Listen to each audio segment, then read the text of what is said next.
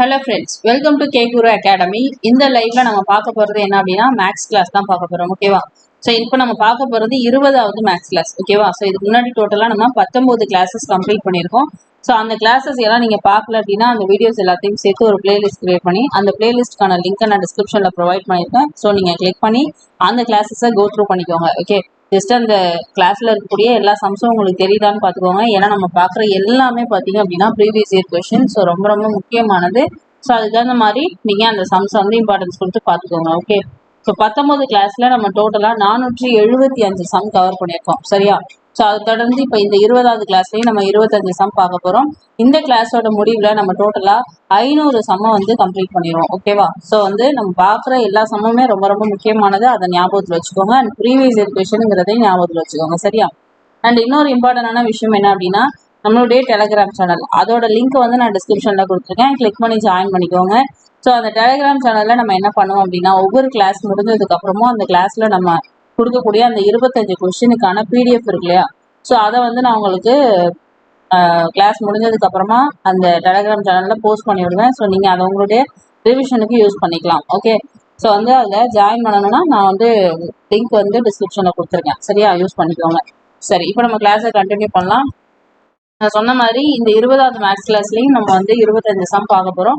நம்ம பார்க்க போகிற இந்த 25 சம்மே பார்த்தீங்க அப்படின்னா ரீசனிங் ஆப்டிடியூட்னு 2 கலந்து தான் இருக்க போகுது. ஸோ வந்து கிளாஸை ஃபுல்லாக அட்டன் பண்ணுங்க, கண்டிப்பாக உங்களுக்கு யூஸ்ஃபுல்லாக இருக்கும். ஓகே, ஃபர்ஸ்ட் கொஸ்டின் பாருங்க. டேபிள் என்பதன் குறியீடு 2 1 2 3 5 எனில் டைம் என்பதன் குறியீடு என்ன அப்படின்னு கேட்டிருக்காங்க. ஓகே, ஸோ அப்போ நம்ம ஃபர்ஸ்ட் டேபிள் அப்படிங்கிறத எப்படி அவங்க 2 1 2 3 5 அப்படின்னு சொல்லி ஃபார்மேட்ல அந்த குறியீடை வந்து இது பண்ணியிருக்காங்க அப்படிங்கிறத கண்டுபிடிக்கணும்.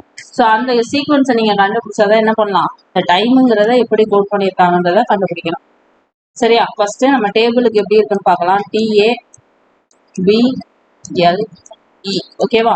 ஸோ இப்போ இதை வந்து ஃபர்ஸ்ட் எப்படி கோட் பண்ணியிருக்காங்கன்னு நம்ம செக் பண்ணலாம். டீனும் பொழுது அதனுடைய நியூமரிக் வேல்யூ உங்களுக்கு நான் சொல்லியிருக்கேன். ப்ரீவியஸ் கிளாஸஸ் அட்டன் பண்ணவங்களுக்கு தெரியும். நியூமரிக் வேல்யூ ரொம்ப ரொம்ப முக்கியமானது. ஒன்று, நான் அதுக்கு ஷார்ட்கட்ஸ்லாம் ப்ரொவைட் பண்ணியிருக்கேன். ஸோ அதை யூஸ் பண்ணி நீங்கள் என்ன பண்ணுங்க, அந்த ஷார்ட்கட்ஸை யூஸ் பண்ணி மனப்பாடம் பண்ணிக்கோங்க. இல்லை அப்படின்னாலும் ஜஸ்ட் எக்ஸாம் ஹாலுக்குள்ள போனோடனே ஏலேருந்து இசட் வரை எழுதிட்டு 1 2 3 நம்பர்ஸ் ஃபார்வர்ட்லையும் பேக்வர்ட்லையும் எழுதி வச்சுக்கோங்க. கண்டிப்பாக யூஸ்ஃபுல்லாக இருக்கும். சரியா? ஸோ இப்போ டி அப்படின்னும் பொழுது நான் ஆல்ரெடி சொல்லியிருக்கேன், T20 மேக்ஸ் ஞாபகம் வச்சுக்க சொல்லி. ஸோ அப்போ டீக்கு வந்து 20 வரும். ஏக்கு பார்த்தீங்க அப்படின்னா ஃபர்ஸ்ட் லெட்டர், பிக்கு வந்து 2, எல் பார்த்தீங்க அப்படின்னா எத்தனாவது லெட்டர்? எல் வந்து 12வது லெட்டர் வரும். ஸோ அது எப்படி நான் டக்குன்னு சொல்கிறேன், இப்போ நான் வந்து ஏபிசிடி ஃபுல்லாக எழுதும்போது என் அப்படிங்கிற இடத்துல 2ஆக பிரிச்சேன் இல்லையா? ஸோ அப்போ வந்து மொத்த 26 லெட்டரை எம்ன்ற இடத்துல பிரிக்கும் போது இங்கே 13 லெட்டர் முடியும். இந்த என் 14ஆக இருக்கும். ஸோ இதுக்கு முன்னாடி தான் எல் இருக்கு. கரெக்டா? ஸோ அப்போ இது 12வது லெட்டரா இருக்கும். சரியா? ஸோ இந்த மாதிரி நீங்க தெரிஞ்சதை வச்சு தெரியாததை கம்பேர் பண்ணியும் என்ன பண்ணலாம், அதோட நியூமரிக் வேல்யூவை கண்டுபிடிக்கலாம். ஸோ இந்த மாதிரி கண்டுபிடிச்சிங்க அப்படின்னா உங்களுக்கு டைம் நல்லா மிச்சமாகும். சரி, இப்போ பாருங்க. பிக்கு 2, எல்க்கு பார்த்தீங்கன்னா 12ன்னு வரும். ஈக்கு பார்த்தீங்க அப்படின்னா 5ன்னு வரும். ஜோதி சொல்லியிருக்கோம் இல்லையா? 5 10 15 20. ஸோ அந்த இதில் ஞாபகம் வச்சுக்கலாம். ஸோ இப்போ நம்ம இந்த நியூமரிக் வேல்யூஸ் எழுதியாச்சு. இதை இவங்க எப்படி குறியிட்டு இருக்காங்க? 2 1 2 3 5ன்னு 2 1 2 3 5 அப்படின்னு குறியிட்டு இருக்காங்க. ஸோ இப்போ பாருங்க, 20ங்கிறது 2ஆ இருக்கு, 1 1 அப்படியே இருக்கு, 2 2 அப்படியே இருக்கு, 1 2ங்கிறது 3ஆ மாறி இருக்கு, 5 அப்படியே இருக்கு. ஸோ இதை பார்க்கும் பொழுதே நமக்கு தெரியுது என்ன பண்ணியிருக்காங்க. இது ரெண்டையும் ஆட் பண்ணோம் அப்படின்னா என்ன வரும்? 2ன்னு வருமா? ஸோ அப்போ இது ரெண்டையும் ஆட் பண்ணோம்னா 3ன்னு வரும். ஸோ அதுதான் இங்கே என்ன பண்ணியிருக்காங்க, மாற்றி கொடுத்துருக்காங்க. ஸோ இது மற்ற 3ம் பார்த்தீங்க அப்படின்னா சிங்கிள் டிஜிட்ல இருக்கிறதுனால அதை அப்படியே கொடுத்துட்டாங்க. இந்த 2 நம்பர் மட்டும் எல்லும் டியும் மட்டும் டபுள் டிஜிட்ல இருக்கிறதுனால அது ரெண்டையும் ஆட் பண்ணி சிங்கிள் டிஜிட்டா மாற்றி கொடுத்துருக்காங்க. ஸோ அப்போ இதுதான் சீக்வன்ஸ் அப்படிங்கிறது தெரிஞ்சிச்சு.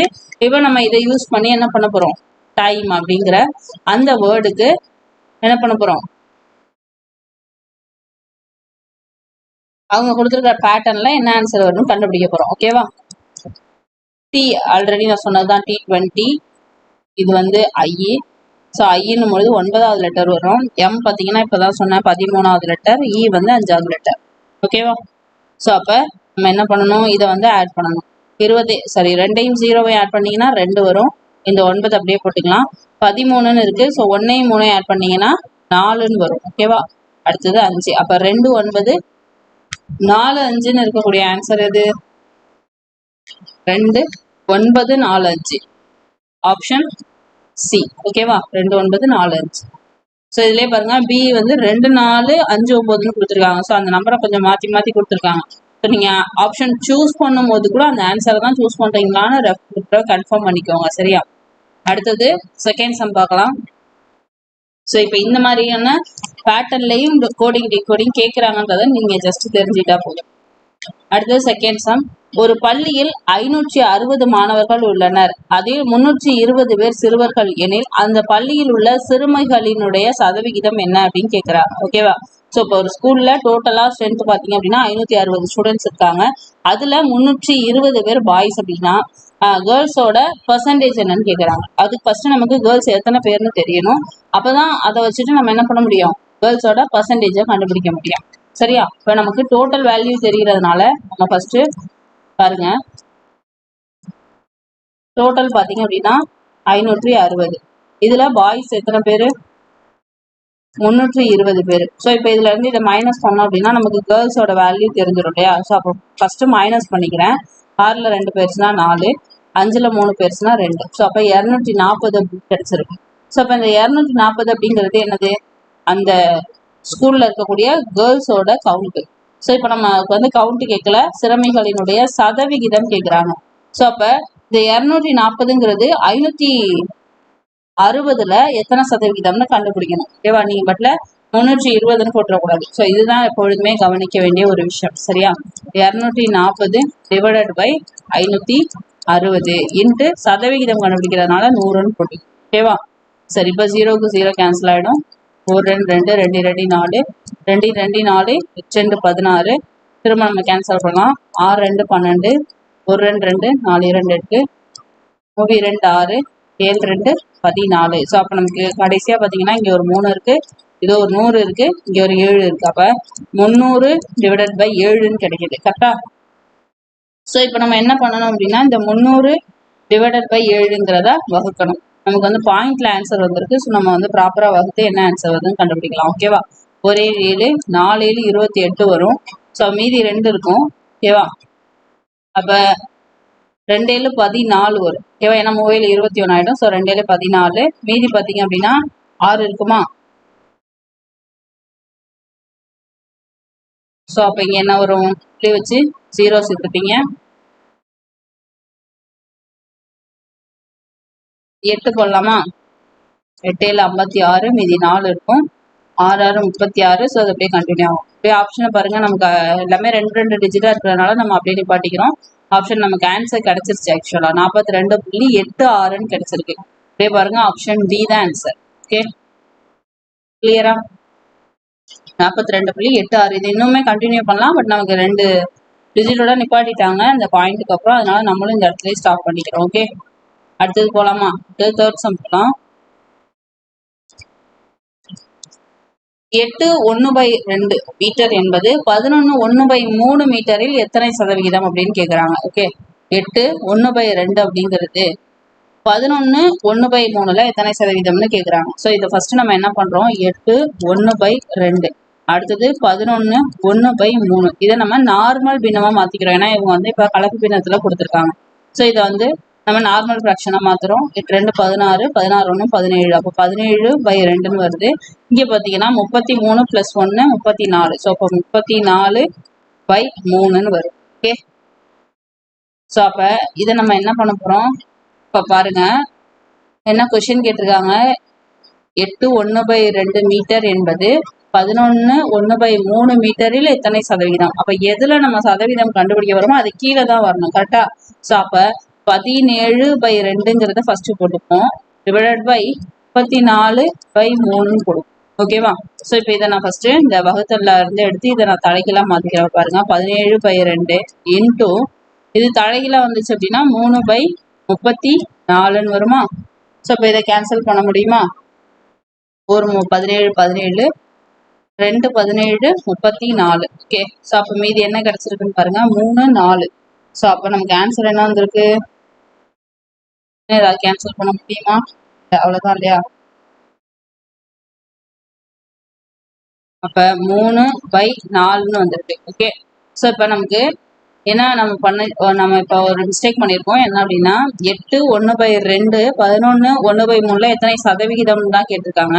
அப்போ எத்தனை சதவிகிதம்னு கண்டுபிடிக்கிறதுக்கு நம்ம இன்ட்டு 100 போடணும். ஓகே, ஸோ அப்போ நம்ம இந்த இடத்துல என்ன பண்ணணும், இன்ட்டு 100 போடணும். ஸோ அப்போ இன்ட்டு 100 போட்டிங்கன்னா 3/4 இன்ட்டு 100 அப்படின்னு வரும். ஸோ அப்போ ஒரு நாள் 4 25 நாள் 100. ஸோ அப்போ 3 × 25 பார்த்தீங்கன்னா 75. அப்போ ஆன்சர் என்னது, ஆப்ஷன் சி 75% அப்படின்னு வரும். ஓகேவா, கிளியரா? திரும்ப ஒரு தடவை வேணா சொல்லவா? 2 மிக்சடு ஃப்ராக்ஷன் கொடுத்துருக்காங்க. இப்போ இதை நம்ம ஃபர்ஸ்ட் நார்மல் இதுக்கு மாற்றிக்கிறோம். ஸோ அப்போ 8 1/2 அப்படிங்கிறத என்ன பண்ணுறோம், நம்ம சாதாரண பின்னமாக மாற்றி 17/2 அப்படின்னு எடுத்துக்கிட்டோம். அதே மாதிரி 11 1/3 அப்படிங்கிறத நம்ம 34/3ன்னு எடுத்துக்கிட்டோம். ஓகேவா, அப்போ 8 1/2 8 2 16 17/2ன்னு எடுத்தோம். அதே மாதிரி 11 1/3ங்கிறத 34/3ன்னு எடுத்துக்கிட்டோம். ஓகேவா, ஸோ இப்போ நம்ம இது எத்தனை சதவீதம் தான் கண்டுபிடிக்க போகிறோம். ஸோ அப்போ எதில் கண்டுபிடிக்கிறோமோ அதை ஃபஸ்ட்டு நம்ம கீழே போட்டுப்போம். 34/3ன்னு வரும். 17/2 மேலே இருக்கும். ஸோ இப்போ எத்தனை சதவிகிதம்னு கண்டுபிடிக்கிறதுனால இன்ட்டு 100ன்னு போட்டுப்போம். இதை நம்ம என்ன பண்ணணும், வகுத்தலில் இருக்கிறத பெருக்கலாம் மாற்றிக்கலாம். அப்போ 17/2 அப்படின்றது பக்கத்தில் பார்த்தீங்கன்னா இந்த வகுத்தில் நம்ம எடுத்துட்டு இன்ட்டு போட்டுக்கிறோம். இந்த 34/3ங்கிறது நமக்கு தலைகீழாக மாறும். அப்போ 3/34ன்னு வந்துடும். இந்த இன்ட்டு 100 அப்படி இருக்கட்டும். ஓகேவா, ஸோ இப்போ இதை கேன்சல் பண்ணிங்கன்னா நான் சொன்ன மாதிரி 2 17 34. அப்புறம் மீதி பார்த்தீங்கன்னா இங்கே வந்து என்ன இருக்குது, 4ன்னு வரும், இங்கே 3ன்னு வரும். அப்போ 3/4 இன்ட்டு 100ன்னு இருக்கு. ஒரு நாள் 4 25 நாள் 100. அப்போ 3 × 25 75%. ஓகேவா, ஆப்ஷன் சி. அடுத்தது 4வது சம். A+B விகிதம் B+C விகிதம் C+A அப்படின்னு கொடுத்துருக்காங்க. அதாவது AB ரெண்டும் சேரும் பொழுது அப்புறம் BC அப்புறம் CA ரெண்டையும் சேர்த்து கொடுத்துருக்காங்க. விகிதத்தில் கொடுத்துருக்காங்க. ஆனால் பார்த்தீங்களா, ப்ராக்கெட் கரெக்டாக கொடுத்துருக்காங்க, அதை நல்லா கவனிச்சுக்கணும். ஸோ இந்த AB வந்து 6 அப்படிங்கிற விகிதத்தில் இருக்குது.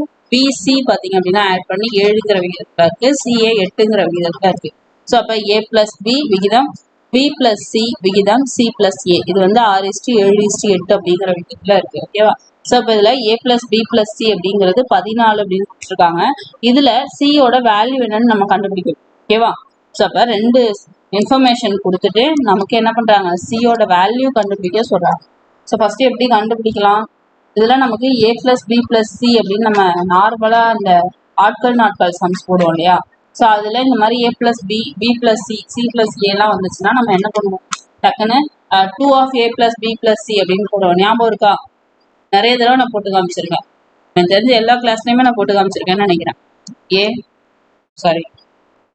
A+B அப்புறம் B+C C+A. ஸோ அப்போ 2A இருக்கும், 2A 2B 2Cன்னு இருக்கும்.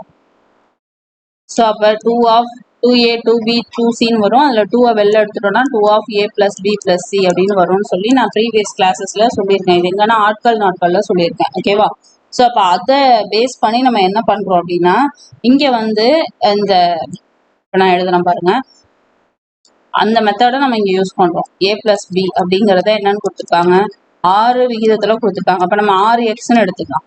அடுத்தது B+C அப்படிங்கிறத 7ன்னு கொடுத்துருக்காங்க. ஸோ நம்ம 7xன்னு எடுத்துக்கலாம், ஏன்னா விகிதத்தில் இருக்கிறதுனால. அடுத்தது C+A. ஸோ இது வந்து 8ன்னு கொடுத்துருக்காங்க, நம்ம 8xன்னு எடுத்துக்கலாம். ஓகேவா, ஸோ இப்போ நம்ம என்ன பண்ண போகிறோம் அப்படின்னா, இது எல்லாத்தையும் ஆட் பண்ண போகிறோம். இதை எல்லாத்தையும் இதை ஃபுல்லாக ஆட் பண்ணிங்க அப்படின்னா இந்த இடத்துல என்ன வரும், நான் சொன்ன மாதிரி 2 of A+B+Cன்னு வரும். இது எல்லாத்தையும் ஆட் பண்ணிங்கன்னா என்ன வரும், 8 8 16 17 18 19 21 வருமா. ஓகே, 21x வரும். ஸோ இப்போ நம்ம என்ன பண்ணுறோம் அப்படின்னா, இது வந்து நம்ம கண்டுபிடிச்சிக்க பார்த்தீங்கன்னா 2 of A+B+C = 21xன்னு கண்டுபிடிச்சிருக்கோம். நம்ம கொஸ்டினில் ஒரு இன்ஃபர்மேஷன் கொடுத்துருக்காங்க பாருங்க, A+B+C = 14 அப்படின்னு கொடுத்துருக்காங்க.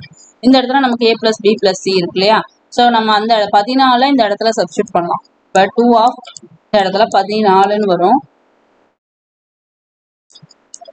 Equal to 21x. இப்போ நம்ம எக்ஸோட வேல்யூ கண்டுபிடிக்கும். ஓகேவா? இப்போ 2 × 14 பார்த்தீங்க அப்படின்னா 8 2 28ன்னு வரும். ஓகே, 28 ஈக்குவல் டு 21xன்னு வரும். இப்போ நம்ம எக்ஸோட வேல்யூ தான் கண்டுபிடிக்க போகிறோமா? அப்போ 28 அப்படியே இருக்கட்டும். இந்த பெருக்கல்ல இருக்கிற 21 இந்த பக்கம் வரும்போது வகுத்தல் ஆகிடும். ஸோ வகுத்தில் கீழே போட்டுக்கலாம். ஸோ அப்போ 3 21 4 28. அப்போ எக்ஸோட வேல்யூ என்ன? எக்ஸ் இஸ் ஈக்குவல் டு 4/3 அப்படின்னு கிடச்சிருக்கு. ஓகேவா? கிளியரா? இது வர கிளியரா? ஸோ இப்போ நம்ம என்ன கண்டுபிடிச்சிருக்கோம் அப்படின்னா அந்த காமனாக இருக்கக்கூடிய எக்ஸோட வேல்யூ கண்டுபிடிச்சிருக்கோம். இதுக்கப்புறம் நம்ம வந்து நம்ம கொஷின்ல சியோட வேல்யூ தான் கேட்குறாங்க. நம்ம இப்போ கண்டுபிடிச்சிருக்கிறது வெறும் எக்ஸோட வேல்யூ மட்டும்தான் கண்டுபிடிச்சி வச்சிருக்கோம். ஓகேவா? ஸோ இப்போ எக்ஸோட வேல்யூ நமக்கு என்ன என்ன கிடைச்சிருக்கு? 4/3ன்னு கிடைச்சிருக்கு. ஸோ பாருங்க, a +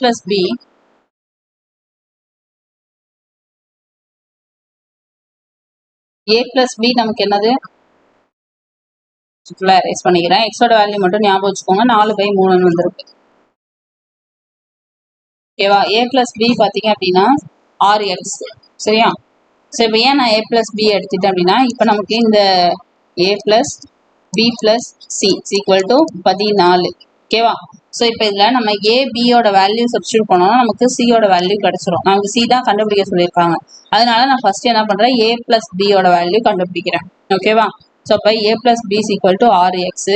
இந்த 6 அப்படியே இருக்கட்டும். எக்ஸ்க்கு பதிலாக நம்ம கண்டுபிடிச்ச வேல்யூ 4/3ங்கிறத போட்டுக்கலாம். 1 3 3 2 3 6. அப்போ நமக்கு ஆன்சர் என்ன கிடைக்குது? 8ன்னு கிடைக்குது. இது வந்து a + b-யோட வேல்யூ. ஓகேவா? ஸோ இப்போ இதில் நம்ம சப்ஸ்டியூட் பண்ண போகிறோம். என்னென்னு? a + b + c equal to 14. இப்போ ஏக்கும் பிக்கும் பதிலாக நம்ம 8ன்னு போட்டுக்கலாம். Plus c equal to 14.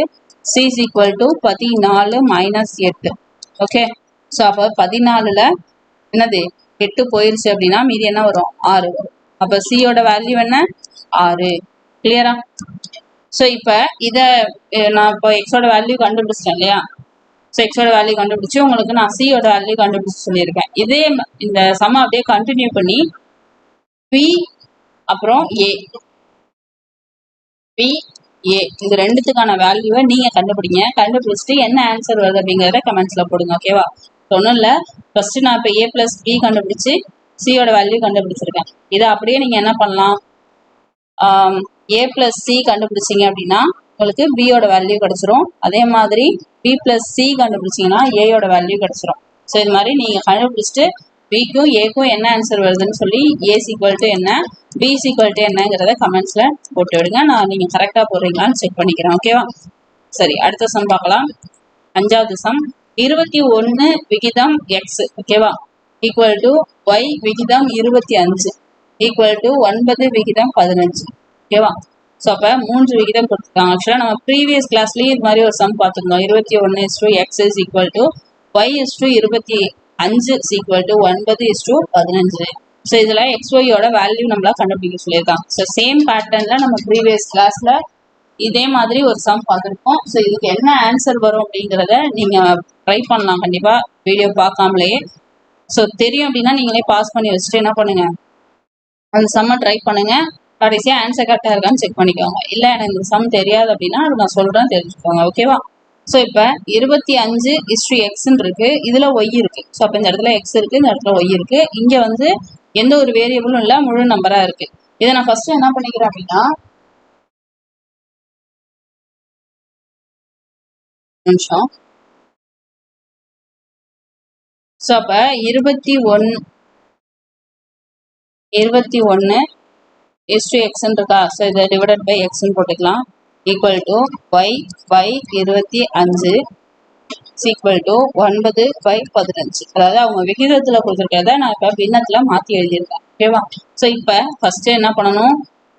வேரியபிளையும் இந்த நம்பரையும் கம்பேர் பண்ணணும். ஸோ இதை ஃபஸ்ட்டு கம்பேர் பண்ணி அதை நீங்கள் சால்வ் பண்ணீங்க அப்படின்னா எக்ஸோட வேல்யூ கிடைச்சிரும். சேம் திங் ஒய்யையும் இந்த நம்பர் இருக்குல்லையா கான்ஸ்டன்ட், இதையும் நீங்கள் கம்பேர் பண்ணீங்க அப்படின்னா உங்களுக்கு ஒய் வேல்யூ கிடைச்சிரும். Okay, first 21/x equal to 9/15. So இதை நம்ம கம்பேர் பண்ணலாம். ஸோ அப்போ கிராஸ் மல்டிப்ளை பண்ணுங்க. ஃபஸ்ட் என்ன வரும்? 21 × 15 ஈக்குவல் டு எக்ஸ் 9 வரும். எக்ஸ் 9 சொல்லலாம், 9x சொல்லலாம், ஒன்றும் பிரச்சனை இல்லை. ஸோ அப்போ 21 × 15 அப்படியே இருக்கட்டும். இந்த பெருக்கியெல்லாம் போடாதீங்க, அதெல்லாம் டைம் வேஸ்ட்டு சரியா. ஏன்னா நம்ம இந்த 9 இந்த பக்கம் வந்து ஈஸியாக கேன்சல் பண்ணிடலாம். ஸோ அப்போ இங்கே பெருக்கல்ல இருக்கிற 9 இந்த பக்கம் வரும்போது வகுத்தல்ல வந்துடும். ஸோ இதை பெருக்குனீங்கன்னா உங்களுக்கு டைம் தான் வேஸ்ட் ஆகும் சரியா.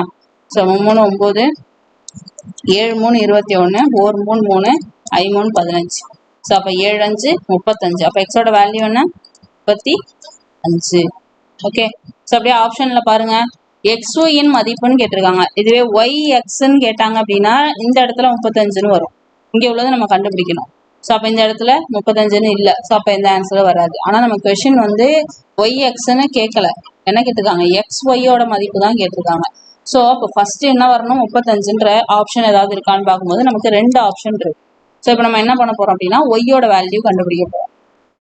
ஆக்சுவலாக நீங்கள் இதை ஃபர்ஸ்ட் எக்ஸாம் ஹாலில் வச்சு பார்க்கும் பொழுது XY ரெண்டுமே கண்டுபிடிக்கிற மாதிரி தான் வரும். சப்போஸ் இந்த இடத்துல 15 கொடுக்காம வேற நம்பர் கொடுத்துருந்தாங்கன்னா நீங்க வந்து ஒய்க்கு எல்லா ஆன்சரும் டிஃப்ரெண்டா இருக்கும்போது ஃபர்ஸ்ட் ஒய் கண்டுபிடிச்சிங்கன்னா ஈஸியாக ஆன்சர் வந்துடும். ஆனால் நமக்கு இங்க 15 15ன்னு 2 நம்பர் இருக்கு, இங்கேயும் 35 35ன்னு 2 நம்பர் இருக்கு. ஸோ எது வருங்கிறத XY ரெண்டுமே கண்டுபிடிச்சாதான் தெரியும் சரியா. சரி, இப்போ நம்ம எக்ஸோட வேல்யூ கண்டுபிடிச்சாச்சு. இப்போ இந்த y/25 9/15 இது ரெண்டையும் கம்பேர் பண்ணி என்ன பண்ண போறோம் அப்படின்னா ஒய்யோட வேல்யூ கண்டுபிடிக்க போறோம். ஓகேவா. ஸோ அப்போ y/25 ஈக்குவல் டு 9/15. ஸோ அப்போ இது ரெண்டுத்தையும் கிராஸ் மல்டிப்ளை பண்ணுங்க. என்ன வரும் 15 × y வரும் ஈக்குவல் டு 9 × 25 வரும். ஸோ இது ரெண்டையும் பெருக்காதீங்க, அப்படியே வச்சுக்கோங்க. y is equal to 9 × 25 divided by 15. Okay, 3 5 15 I 5 25 ஒரு 3 3 3 9. ஸோ அப்படியே அது ரெண்டையும் பெருக்கிக்கோங்க. I 3 15. அப்போ ஒய்யோட வேல்யூ என்ன வருது 15ன்னு கிடைக்குது. ஓகேவா. ஸோ அப்போ x is equal to 35, ஒய்க்கு வந்து 15. அப்போ ஆப்ஷன் சி தான் இதுக்கான ஆன்சர். Okay, clear. எத்தனை பேர் கரெக்டாக போட்டீங்க சொல்லுங்க. அடுத்தது நெக்ஸ்ட் சம் போலாமா. ஓகே, அடுத்தது பார்த்தீங்க அப்படின்னா 6வது சம். இது ரொம்ப ஈஸியான ஒரு சம். ஆனால் இது கான்செப்ட் தெரிஞ்சாதான் இந்த சம் நீங்கள் சால்வ் பண்ண முடியும். அது என்ன கான்செப்ட்னா இருபடி விகிதம் அப்படின்னா என்னன்னு தெரியணும். ஸோ அது என்னன்னு தெரிஞ்சாதான் இந்த சம்முக்கு நீங்கள் ஆன்சர் போடலாம். ஓகேவா. கொஸ்டினை கவனிங்க. 2:7 2:7 இதனுடைய இருபடி விகிதம் என்ன அப்படின்னு கேட்குறாங்க சரியா. ஸோ அது ஃபர்ஸ்ட் இந்த வார்த்தையோட மீனிங் தெரியணும்னு சொன்னேன். இருபடினா ஒன்றும் இல்லை. இப்போ உதாரணத்துக்கு AB அப்படின்னா ஏபின்னு 2 number. So A² is to B² அப்படின்னு சொல்லுவோம் இல்லையா. அந்த ஸ்கொயர்ல இருக்கக்கூடிய வேல்யூவை தான் நம்ம இருபடி அப்படின்னு சொல்றோம். ஒன்றும் இல்லை, பவர்ல 2 இருக்கு, அவ்வளோதான். ஸோ அதே மாதிரி தான் இங்கே நம்ம என்ன பண்ணணும் 2க்கு ஸ்கொயர் பண்ணணும், விகிதம் 7க்கு ஸ்கொயர் பண்ணணும். ஸோ அப்போ 2க்கு ஸ்கொயர் பண்ணீங்க அப்படின்னா என்ன வரும் 4ன்னு வரும். 7 ஸ்கொயர் பண்ணீங்க அப்படின்னா 49ன்னு வரும். ஓகேவா. ஸோ அப்படியே நமக்கு ஆன்சர் கரெக்டாக இருக்கான்னு பாருங்க. ஆப்ஷன் ஏ வரும். ஸோ இதுலேயே பாருங்க பி ஆப்ஷனும் இருக்கு. என்ன இருக்கு 49:4ன்னு இருக்கு.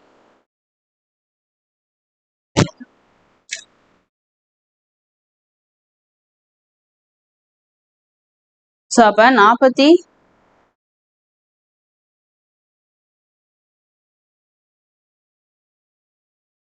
49:4ன்னு ஒரு ஆப்ஷன் இருக்கு இல்லையா. ஸோ இதை மாற்றி நீங்கள் போட்டிங்க அப்படின்னாலும் தப்பாயிடும். ஸோ உங்களுக்கு ப்ராப்பராக எப்படி ஆன்சர் வருதோ அதை அப்படியே சூஸ் பண்ண கற்றுக்கோங்க. ஓகே, சரி. அடுத்த சம் பார்க்கலாம். 4:49 ஆப்ஷன் ஏ தான் இதுக்கு ஆன்சர். ஒரு ஆண்டுக்கு 10% வட்டி வீதம் 2 ஆண்டுகளுக்கு ஒரு குறிப்பிட்ட தொகையின் மீதான கூட்டு வட்டியானது ரூபாய் 525 எனில் இதில் பாதி அளவிலான வட்டி வீதத்தில் இதைவிட 2 மடங்கான நேரத்தில் கிடைக்கக்கூடிய தனி வட்டி எவ்வளவுன்னு தான் கேட்குறாங்க. ஓகேவா. ஸோ ஆல்ரெடி நான் ப்ரீவியஸ் கிளாஸஸ்ல நான் இந்த மாதிரி ஒரு பேட்டர்ன், அதாவது தனி வட்டி கூட்டு வட்டி ரெண்டும் மிக்ஸ் பண்ண மாதிரியான ஒரு சம் நான் எக்ஸ்பிளைன் பண்ணியிருக்கேன். நான் ஞாபகம் இருக்கு. ஸோ உங்களுக்கு ஞாபகம் இருக்கா அப்படிங்கிறத சொல்லுங்க. ஸோ ரிவிஷன் பண்ணிட்டே இருந்தீங்கன்னா ஞாபகம் இருக்கும் சரியா. சரி, அதே மாதிரியான ஒரு சம் தான் இது. இதுல நமக்கு தனி வட்டி கூட்டு வட்டி ரெண்டையும் மிக்ஸ் பண்ணி கொடுத்துருக்காங்க. ஸோ கொஸ்டினை கவனிங்க. ஸோ நம்ம முன்னாடி பார்த்த சம்முக்கும் இதுக்கு என்ன வித்தியாசம் அப்படின்னா யூஸ்வலா நம்ம சம் பார்க்கும்பொழுது நேரடியா அந்த வட்டி வீதத்தையும் ஆண்டுகளையும் கொடுத்துருவாங்க. ஆனா இங்க ஒரு ட்விஸ்ட் என்ன பண்ணியிருக்காங்க அப்படின்னா கூட்டு வட்டி பேஸ் பண்ணதுக்கு உங்களுக்கு டைரக்டா உங்களுக்கு வந்து ஆர் என்ன அப்புறம் நம்பர் ஆஃப் இயர்ஸ் என்னங்கிறத தெளிவா கொடுத்துட்டாங்க. ஆனா இங்க தனி வட்டி பேஸ் பண்ண இடத்துல உங்களுக்கு நம்பரா கொடுக்காம என்ன பண்ணிருக்காங்க அப்படின்னா வாக்கியத்துல கொடுத்துருக்காங்க. இப்ப பாருங்க கொஸ்டினை நான் ரீட் பண்றேன். ஒரு வருஷத்துக்கு 10% வட்டி வீதம். அப்ப ஆர் வந்து 10%. 2 ஆண்டுகளுக்கு அப்படின்னு கொடுத்துட்டாங்க. ஸோ அப்போ என் வந்து 2 வருஷம். அப்புறம் இதுக்கு தான் சிஐ வந்து 525 ரூபா கிடைக்குதுன்ட்டாங்க. அப்போ சிஐ வந்து 525 ரூபாய். ஓகேவா? ஸோ அப்போ இதில் பாதி அளவிலான வட்டி வீதம்னு கொடுத்துருக்காங்க. ஸோ அப்போ இதில் பாதினா இந்த 10% பாதி. அப்போ சிம்பிள் இன்ட்ரெஸ்ட் போடும்போது ஆர் வந்து 5% போடணும். இதை விட 2 மடங்கான நேரத்தில். அப்போ என் வந்து பார்த்தீங்க அப்படின்னா ஆல்ரெடி 2 வருஷம் இருக்கு. ஸோ இன்னும் 2 மடங்கு அப்படின்னும் பொழுது நமக்கு என்ன கிடைக்கும்? 4 வருஷம் கிடைக்கும். அப்போ என் வந்து 4 வருஷம்னு வச்சு சம் போடணும். இது எங்க தனி வட்டி போடும் பொழுது. ஓகேவா? கூட்டு வட்டிக்கு மேலே இருக்கக்கூடிய இந்த டேட்டாஸும் தனி வட்டி போடும்போது இந்த கீழே இருக்கக்கூடிய இந்த டேட்டாஸும் யூஸ் பண்ணி என்ன பண்ணுங்க, அந்த சம்மை ப்ரொசீட் பண்ணுங்க. தெரியும்னா வீடியோ பாஸ் பண்ணி வச்சுட்டு நீங்களே போடுங்க. ஓகேவா?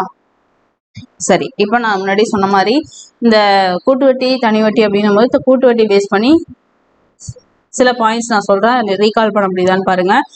ஏ அதாவது மொத்த தொகை அப்படிங்கிறது அசலையும் அந்த கூட்டு வட்டியையும் சேர்ந்தது தான், சேர்த்த அமௌண்ட் தான். ஓகேவா? அடுத்தது A formula A is equal to மொத்த தொகை கண்டுபிடிக்கிறதுக்கான formula P into 1 + r/100 whole power என்னன்னு ஒரு ஃபார்முலா இருக்கு. அதே மாதிரி சிஐ கண்டுபிடிக்கிறதுக்கு ஒரு ஃபார்முலா இருக்கு. CI is equal to P into 1 + r/100 whole power n minus P. So இது வந்து சிஐ கண்டுபிடிக்கிறதுக்கான ஃபார்முலா. ஸோ இப்போ இந்த சம்மில் நம்ம இதில் எதை யூஸ் பண்ண போகிறோம் அப்படின்னா இந்த சிஐ கண்டுபிடிக்கிறதுக்கான ஃபார்முலா, 3வது ஃபார்முலா இருக்கு இல்லையா, இதை தான் யூஸ் பண்ண போகிறோம். ஓகேவா? ஸோ ஏன் அப்படின்னா நமக்கு சிஐ வேல்யூ அவங்க கொடுத்துருக்காங்க, அதனால நம்ம இந்த ஃபார்முலாவை யூஸ் பண்ணுறோம். சரியா? P into 1 + r/100 whole power n minus P. சரி, இப்போ இதில் பி காமனாக இருக்குது, வெளில எடுத்துடலாம். அது நம்ம வந்து சம் போடும்போது ஸ்டெப்ஸில் பார்த்துக்கலாம். சரியா? சிஐ பார்த்தீங்க அப்படின்னா 525 சீக்வல் டு பி நமக்கு தெரியாது, அப்படியே போட்டுக்கலாம். ப்ளஸ் 1 + r/100 1 + ஆரோட value 10% divided by 100 whole power n. Number of years வந்து 2 வருஷம். ஸோ 2. இதுக்கு நீங்கள் எல்சிஎம் எடுத்தீங்க அப்படின்னா 110/100ன்னு வரும். 2 வருஷன்றதுனால 2 தடவை போடுவோம். ஓகேவா? ஸோ இதை நான் இங்கே ஷார்ட்டாக என்ன பண்ணிக்கிறேன், 110/100 அப்படின்னு போட்டுக்கிறேன். அதே மாதிரி இங்கே 110/100ன்னு போட்டுக்கிறேன். ஓகேவா? ஸோ அப்படியே இதெல்லாம் எரேஸ் பண்ணிடலாம்.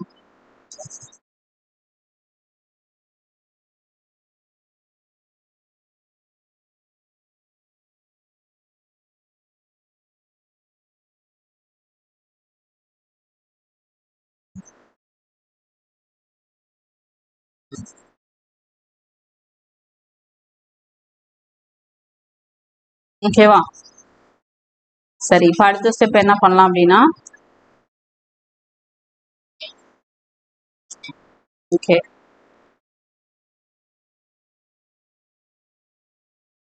இதில் நம்ம வந்து மைனஸ் பி நமக்கு தெரியாது. ஸோ அதையும் அப்படியே வச்சுக்கலாம். ஸோ இப்போ இந்த பி காமனாக இருக்குது, வெளில எடுத்துடலாமா? B into 110/100 into 110/100. இந்த பியை வெளில எடுத்துட்டோம் அப்படின்னா இந்த இடத்துல -1 தான் இருக்கும். சரியா? ஸோ இப்போ இதில் கேன்சல் பண்ண முடிஞ்சதெல்லாம் கேன்சல் பண்ணிடலாம். இது 100 கிடையாது, 110. சரியா? ஸோ அப்போ ஒரு 0க்கு ஒரு 0, இங்கே ஒரு 0க்கு ஒரு 0, அப்போ 11/10ன்னு வரும். ஸோ அதை நீங்கள் பெருக்குனீங்க அப்படின்னா பி இன்டூ 11 பெருக்குனீங்கன்னா 121 வரும். டிவைடட் பை 10 பெருக்குனீங்கன்னா 100ன்னு வரும். -1. ஸோ இப்போ இதுக்கு எல்சிஎம் எடுத்தீங்க அப்படின்னா என்ன வரும்?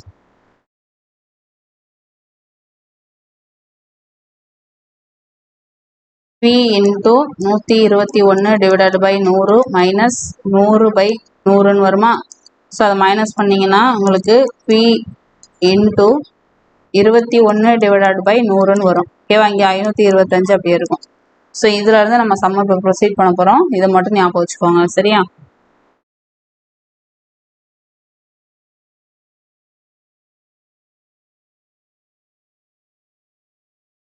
ஸோ இப்போ நம்ம என்ன கடைசியாக என்ன கண்டுபிடிச்சி வச்சோம்? 525 equal to P into 21/100. Okay.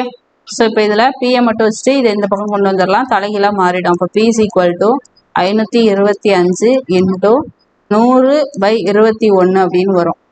So இதை கேன்சல் பண்ணீங்க அப்படின்னா ஒரு 21 ஏன்னா ஸோ இது வந்து ப்ரைம் நம்பர் இல்லை, 3 வேற டேபிளில் போடலாமே.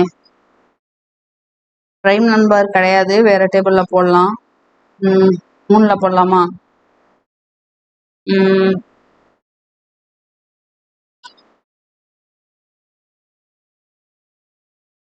சரி 3ல போடலாம். 7 3 21, 1 3 3, மீதி 2,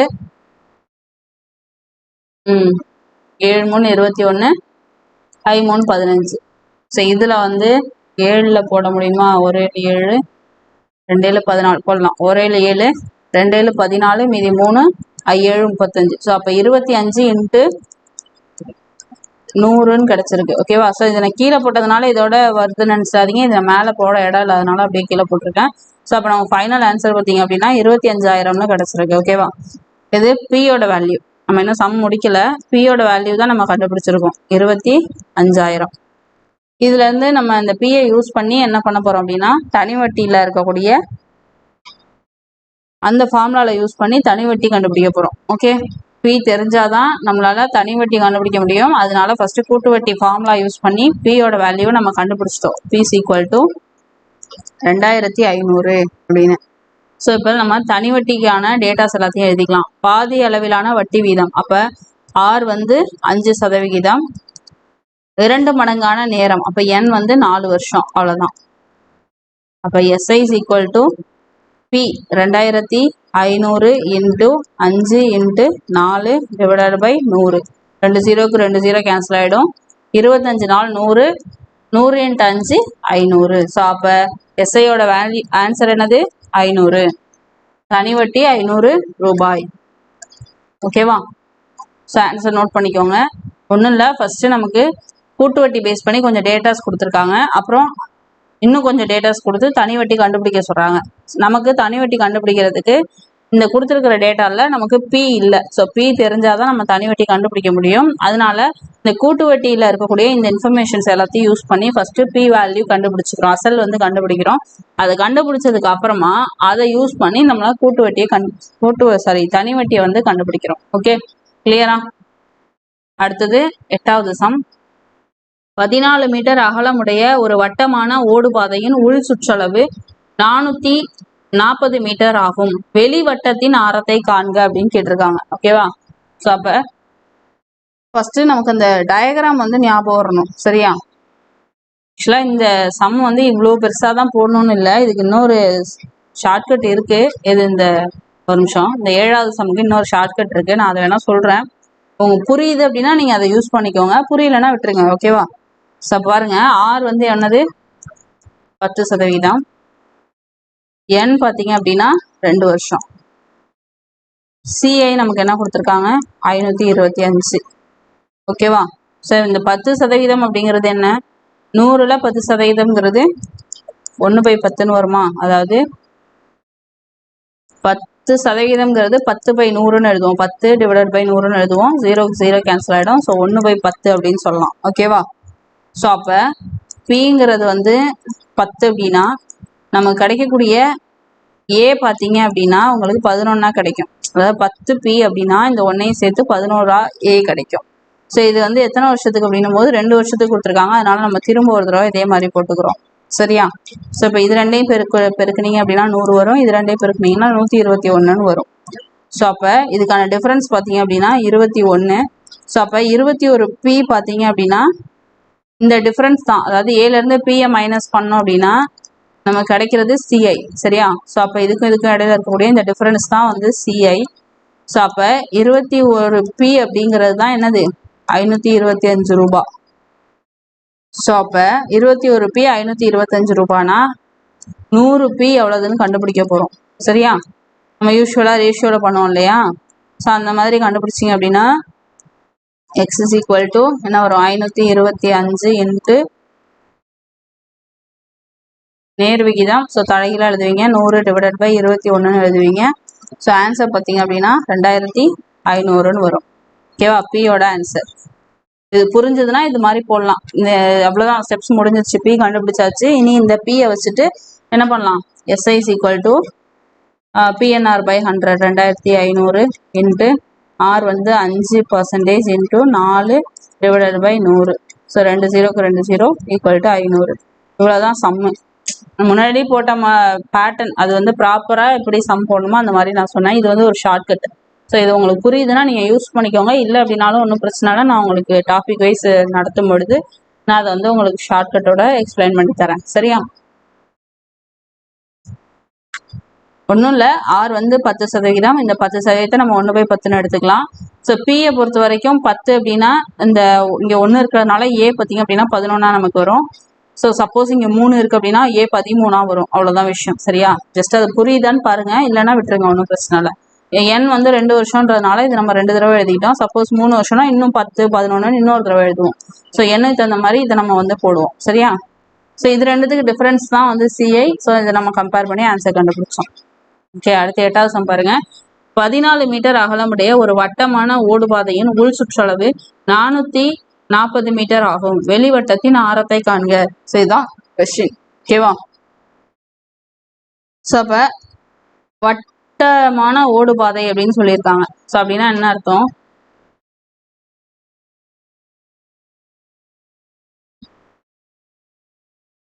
ஒரு வட்டம் இருக்கு, அதுக்கு உள்ளர இன்னொரு வட்டம் போடலாம். ஓகேவா?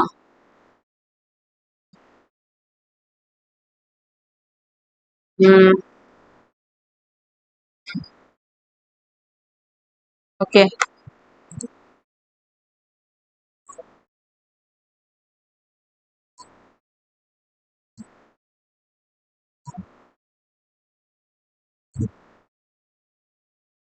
சரி. இது ஒரு வட்ட வடிவமான ஓடுபாதைன்னு வச்சுக்கோங்க. இந்த இடத்துல ஓடுவாங்க. சரியா? ஸோ இப்போ இந்த வட்ட வடிவமான ஓடுபாதையில என்ன கொடுத்துருக்காங்க? 14 மீட்டர் அகலமுடைய அப்படின்னு இருக்காங்க. அப்போ இதுதான் 14 மீட்டர் ஓடுபாதையின், இதுதான் ஓடுபாதை. ஸோ இது 14 மீட்டர். சரியா? இதனுடைய உள் சுற்றளவு எவ்வளவு கொடுத்துருக்காங்க? 440 மீட்டர்னு கொடுத்துருக்காங்க. ஸோ அப்போ இந்த உள்ள இருக்கக்கூடிய இந்த வட்டத்துக்கான சுற்றளவு கொடுத்துருக்காங்க. ஓகேவா? இந்த சுற்றளவு 440 மீட்டர். இது எதுக்குன்னா உள்ள இருக்கக்கூடிய வட்டத்துக்கு. வெளிவட்டத்தோட ஆரம் கேட்குறாங்க. ஓகே, ஸோ அந்த சுற்றளவு இருக்கட்டும். நான் அந்த டேட்டா நான் இந்த டயக்ராமுக்குள்ள கொண்டு வரல, ஜஸ்ட் இந்த புள்ளி வச்சுக்கிறேன். இது உள்ள இருக்கக்கூடிய ஆரம். கரெக்டா? இது வெளியில இருக்க வெளிவட்டத்தோட ஆரம் இப்படி இருக்கும். ஸோ இப்போ நான் சொல்ற விஷயம் உங்களுக்கு புரியுதான்னு பாருங்க. உள்வட்டத்தில் இருக்கக்கூடிய இந்த ஆரத்தையும் அப்புறம் இதுதானே 14 மீட்டர். ஸோ இந்த 14 மீட்டரையும் இந்த ஆரத்தையும் கூட்டணும் அப்படின்னா நமக்கு வெளிவட்டத்துக்கான அந்த ஆரம் கிடைக்குமா? புரியுதா? அதாவது 2 சர்க்கிள் இருக்கு. ஸோ அப்போ இதுக்கான ஆரம் வந்து 6. ஸோ பெரிய சர்க்கிள்னு பொழுது இதுக்கான ஆரம் இந்த 6ன்னு சொல்லலாம். இந்த அளவு நமக்கு 14 மீட்டர்னு கொடுத்துருக்காங்க. ஸோ அப்போ இந்த ஆரம் கண்டுபிடிச்சோம் அப்படின்னா அதில் ஆரத்தையும் அந்த 14 மீட்டரையும் ஆட் பண்ணும்பொழுது நமக்கு என்ன கிடைக்கும்? பெரிய சர்க்கிளுக்கான அந்த ஆரம் வந்து கிடைச்சிரும். சரி, இப்போ நம்ம இந்த உள்ள இருக்கக்கூடிய இந்த ஆர் வந்து எப்படி கண்டுபிடிக்க போறோம் அப்படின்னா, நமக்கு இந்த உள்ள இருக்கக்கூடிய இந்த வட்டத்துக்கான சுற்றளவு கொடுத்துட்டாங்க 440 மீட்டர்னு. ஸோ அப்போ நம்ம சுற்றளவு ஃபார்முலா யூஸ் பண்ணி அந்த ஆரோட வேல்யூ கண்டுபிடிச்சிடலாம். அதுக்கப்புறம் வர ஆன்சரை இந்த 14ஓட ஆட் பண்ணிக்கலாம். அவ்வளோதான், சிம்பிள் தான். ஸோ பாருங்க, சுற்றளவு ஈக்குவல் டு 2πr. ஸோ அப்போ 2πr தான் நமக்கு என்ன கொடுத்துருக்காங்க? 440 மீட்டர்னு கொடுத்துருக்காங்க. ஸோ அதை நம்ம ஈக்குவல் பண்ணிக்கலாம். 2 × 22/7 × r நமக்கு தெரியாது, அப்படியே வச்சுக்கலாம் 440. ஸோ அப்போ r is equal to 440 × இது வந்து இங்கே போகும்போது தலைகீழாக மாறிடும். ஸோ அப்போ 7/2 × 22ன்னு வரும். ஒரு 22 22 2 22 44 0 ஒரு 2 2 52 20. ஸோ அப்போ 70ன்னு கிடைச்சிருக்கு. எது? ஆரோட வேல்யூ 70ன்னு கிடைச்சிருக்கு. ஓகேவா? இங்கே ஒரு 10 இருக்கு, இங்கே ஒரு 7 இருக்கு. இப்போ நம்ம ஆர் கண்டுபிடிச்சிட்டோம். நான் சொன்ன மாதிரி அந்த ஓடுபாதையினுடைய அளவு 14 மீட்டர் கொடுத்துருக்காங்க. சென்டிமீட்டர்னு போட்டோம் பாருங்க, மீட்டர். ஸோ எப்பொழுதுமே இந்த யூனிட்டை மாற்றிடக்கூடாது. ஏன்னா ஒரே யூனிட்ல இருந்தால் தான் நம்ம சம் வந்து கரெக்டாக போட முடியும். ஸோ அப்போ ஓடுபாதையினுடைய அளவு 14 மீட்டர். இப்போ நம்ம ஓடுபாதையோட வெளிவட்டம், அதாவது பெரிய ஆர் கண்டுபிடிக்கிறதுக்கு ஸ்மால் ஆர் ப்ளஸ் 14 அப்படின்னு சொல்லலாமா? அப்போ ஸ்மால் ஆர் தான் நம்ம 70ன்னு கண்டுபிடிச்சிருக்கோம். ப்ளஸ் 14 போட்டிங்க அப்படின்னா 84ன்னு கிடைக்கும். ஸோ இதுதான் வெளியில் இருக்கக்கூடிய பெரிய வட்டத்தோட ஆரம். ஆப்ஷன் பாருங்க, ஆப்ஷன் பி 84 மீட்டர். கிளியரா? மீட்டர் ஸ்கொயர் வரணும் அந்த இடத்துல. சரி, அடுத்து 9வது சம். ஒரு செவ்வகத்தின் மூலை விட்டத்தின் அளவு 17 சென்டிமீட்டர், அதன் சுற்றளவு 46 சென்டிமீட்டர் எனில் அதனுடைய பரப்பளவு என்னன்னு கேட்டிருக்காங்க. ஸோ ஒரு செவ்வகம், ஓகேவா, நான் செவ்வகம் வரைஞ்சிருவோம்.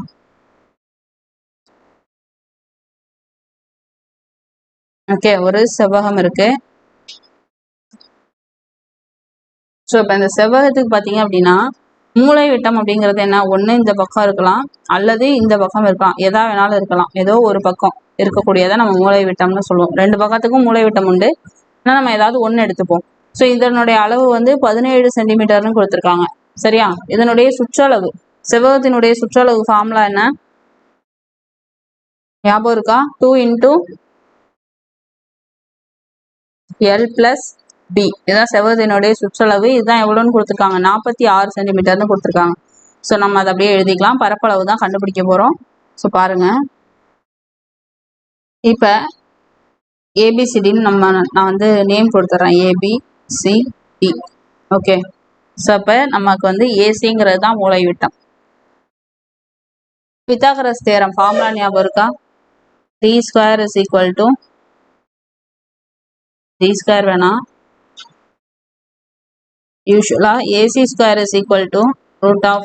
இல்லை என்ன வரும், AB²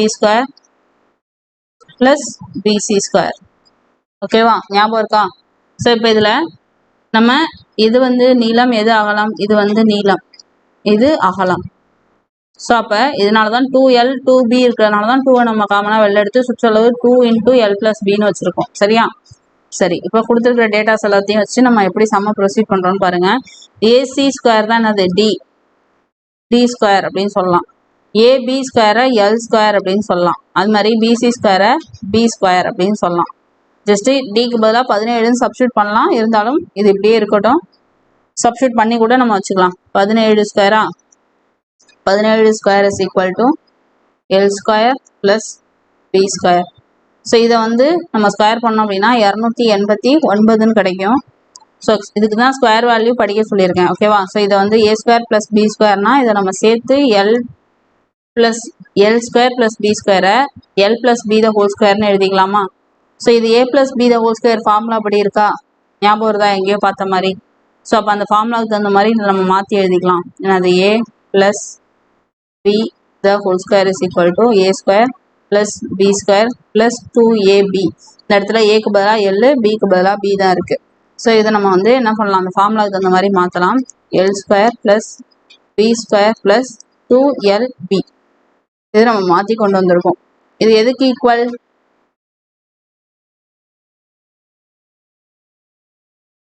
L + B² equal. Okay, so அப்போ இது வரைக்கும் இருக்கட்டும். இங்கே ஒன்று இருக்கு இல்லையா, 2 × L + B = 46. இது எடுத்துக்கோங்க, 2 × L + B = 46. ஸோ அப்போ L + B = 46. அந்த பெருக்கல்ல இருக்கிற 2 இந்த பக்கம் வரும்போது வகுத்தல் ஆகிடும். ஸோ டிவைட் பண்ணிங்க அப்படின்னா 23ன்னு கிடைக்கும். ஸோ அப்போ L + B என்ன கிடைச்சிருக்கு, 23ன்னு கிடைச்சிருக்கு. அதை இங்கே சப்ஸ்டியூட் பண்ணலாமா? L + B வந்து 23² =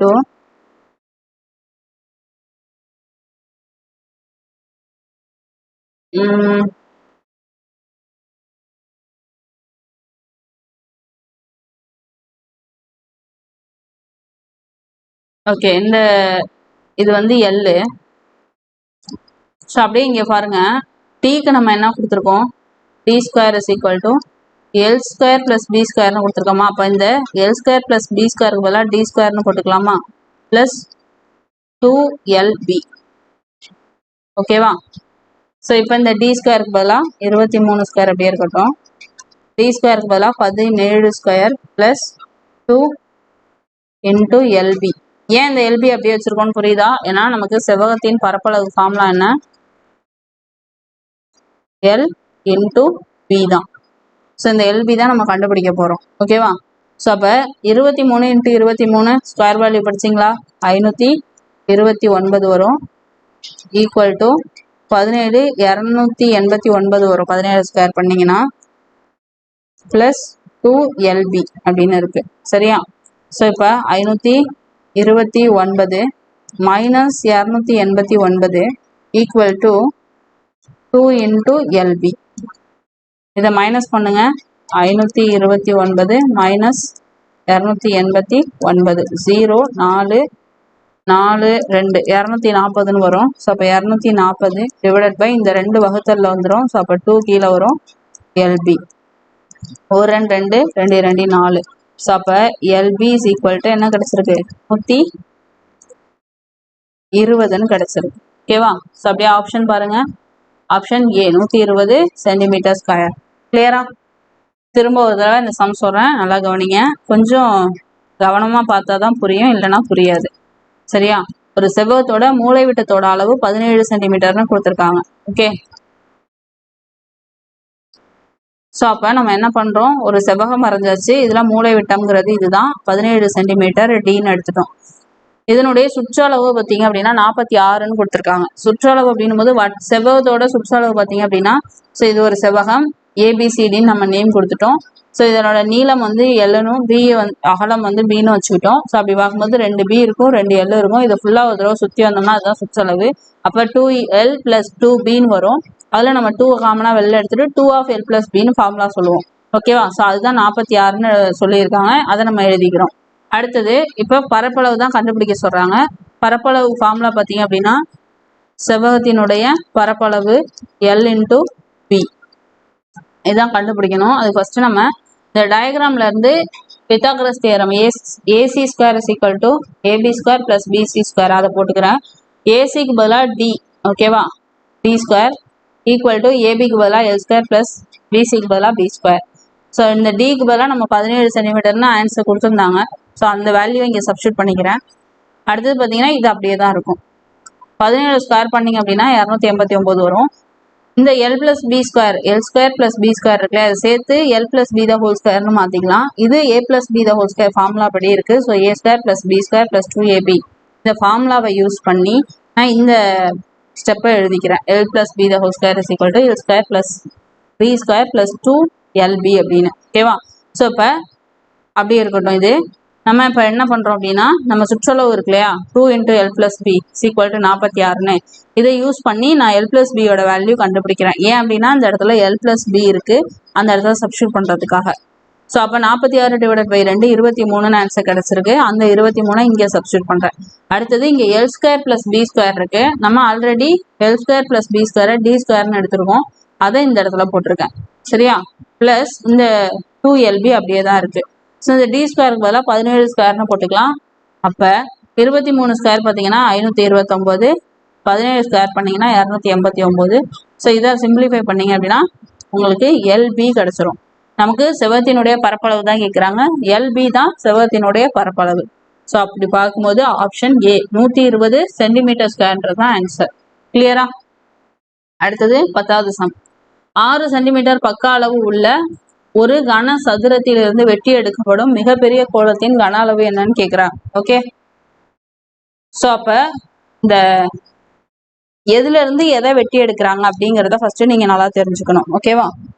ஸோ கொஸ்டினை நல்லா கவனிங்க. கன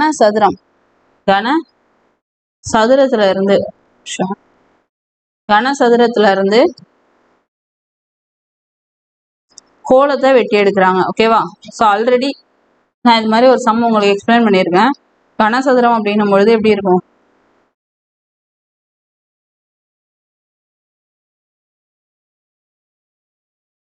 ஓகேவா? இந்த மாதிரி இருக்கும். இதுல இருந்து ஒரு கோலத்தை வெட்டி எடுக்கும் பொழுது இப்படி வெட்டி எடுப்பாங்க. அதாவது எல்லா பக்கமும் டச்சா இருக்கும். சரியா? கோலம்னும் பொழுது அதுவும் 3 டைமென்ஷன். கனசதுரம் அப்படின்னும் போது அதுவும் 3 டைமென்ஷன். சரியா? ஸோ அப்போ எல்லா பக்கமும் ஒட்டின மாதிரி ஒரு கோலத்தை வெட்டி எடுப்பாங்க. அப்ப நமக்கு இந்த பக்க அளவு, கனசதுரத்தினுடைய பக்க அளவும் கோலத்தினுடைய என்னது விட்டமும் சமமா இருக்கும். சரியா? அது ஏன் விட்டம்? ஏன்னா இந்த பக்கம் பார்க்கும்போது உங்களுக்கு ஃபுல்லா கவர் ஆகுது. அது மாதிரி கோலத்தோட விட்டமும் ஃபுல்லா கவர் ஆயிருக்கு. ஸோ அந்த விட்டமும் அந்த பக்க அளவும் சமம்ங்கிறது ஃபர்ஸ்ட் உங்களுக்கு தெரியணும். கோலத்தின் எழுதுறேன், நோட் பண்ணிக்கோங்க. கோலத்தினுடைய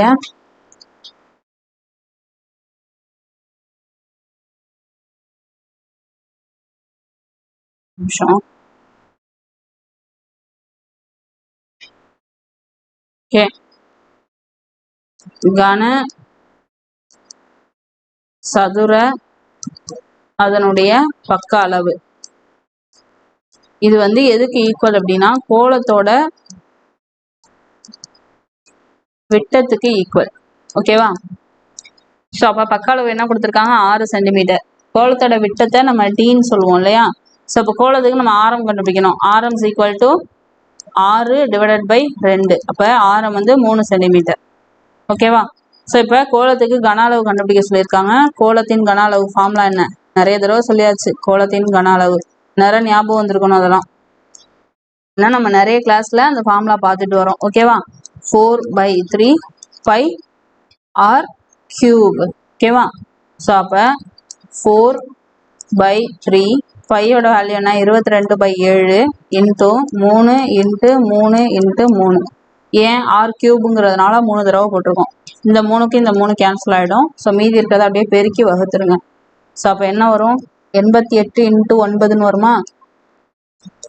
டிவைடட் பை 7ன்னு வரும். இதை பெருக்குனீங்க அப்படின்னா 279. அப்போ 792 டிவைடட் பை 7ன்னு வரும். ஸோ இதை வகுத்துருங்க. 1 7 1 7 மீதி 2 3 21 புள்ளி வச்சு 0 போட்டுக்கலாம். 1 7 4. ஸோ அதோட நிறுத்திக்கலாம். 113.14ன்னு வந்திருக்கு. ஸோ இது ஆப்ஷன்ல இருக்கான்னு பாருங்க. ஓகே, 113.14 ஆப்ஷன் ஏ தான் ஆன்சர். ஓகேவா? ஸோ இந்த 11 வரும்பொழுதே நீங்க இதுதான் ஆன்சர்னு கண்டுபிடிச்சிருக்கலாம். ஏன்னா வேற எதுவுமே 11ல வரல பாருங்க. சரி, ஸோ அப்போ இந்த கொஸ்டினுக்கு ஆன்சர் ஆப்ஷன் ஏ. இதுல நல்லா தெரிய வேண்டிய விஷயம் 2. ஒன்று வந்து அந்த கனசதுரத்தோட பக்க அளவும் கோலத்தோட விட்டமும் சமம்ங்கிறது தெரியணும். அப்புறம் அந்த கோலத்துக்கான கன அளவு ஃபார்முலா தெரியணும். இது ரெண்டும் தெரிஞ்சா அந்த சம் ஈஸி. ஓகே, அடுத்த சம் போலாம். 46 அடுக்கு 31 1ஆம் இலக்கம் என்னன்னு கேட்குறாங்க. அதாவது இப்போ உதாரணத்துக்கு 46 ஸ்கொயர்னு இருக்குன்னா 46 இன்ட்டு 46ன்னு போடுவோம். இது ரெண்டையும் பெருக்குவோம். ஸோ இந்த இடத்துல என்ன வரும்னு சொல்லிடலாம். 1ஆம் இடம்னா இது ஃபைனல் ஆன்சர்ல இந்த இடத்துல என்ன வரும்ன்றது தான் 1ஆம் இடம். ஓகேவா? ஸோ அப்போ இது மாதிரி நமக்கு 31 தடவை இந்த 46 பெருக்க சொல்லியிருக்காங்க. அவ்வளோலாம் உட்காந்து போட முடியாது. அப்போ நம்ம என்ன பண்ணலாம்னா ஈஸியாக இப்போ இந்த 46 இதெல்லாம் பெருக்க போகிறோம். இருக்கட்டும். ஸோ இந்த 6 மட்டும் நம்ம எடுத்துப்போம். பவரில் பாருங்க 31ன்னு இருக்கு. ஸோ இந்த 31 அப்படிங்கிறது வந்து ஒரு ஒற்றைப்படை எண். ஓகேவா? அதாவது ஆட் நம்பர்னு சொல்லுவோம்.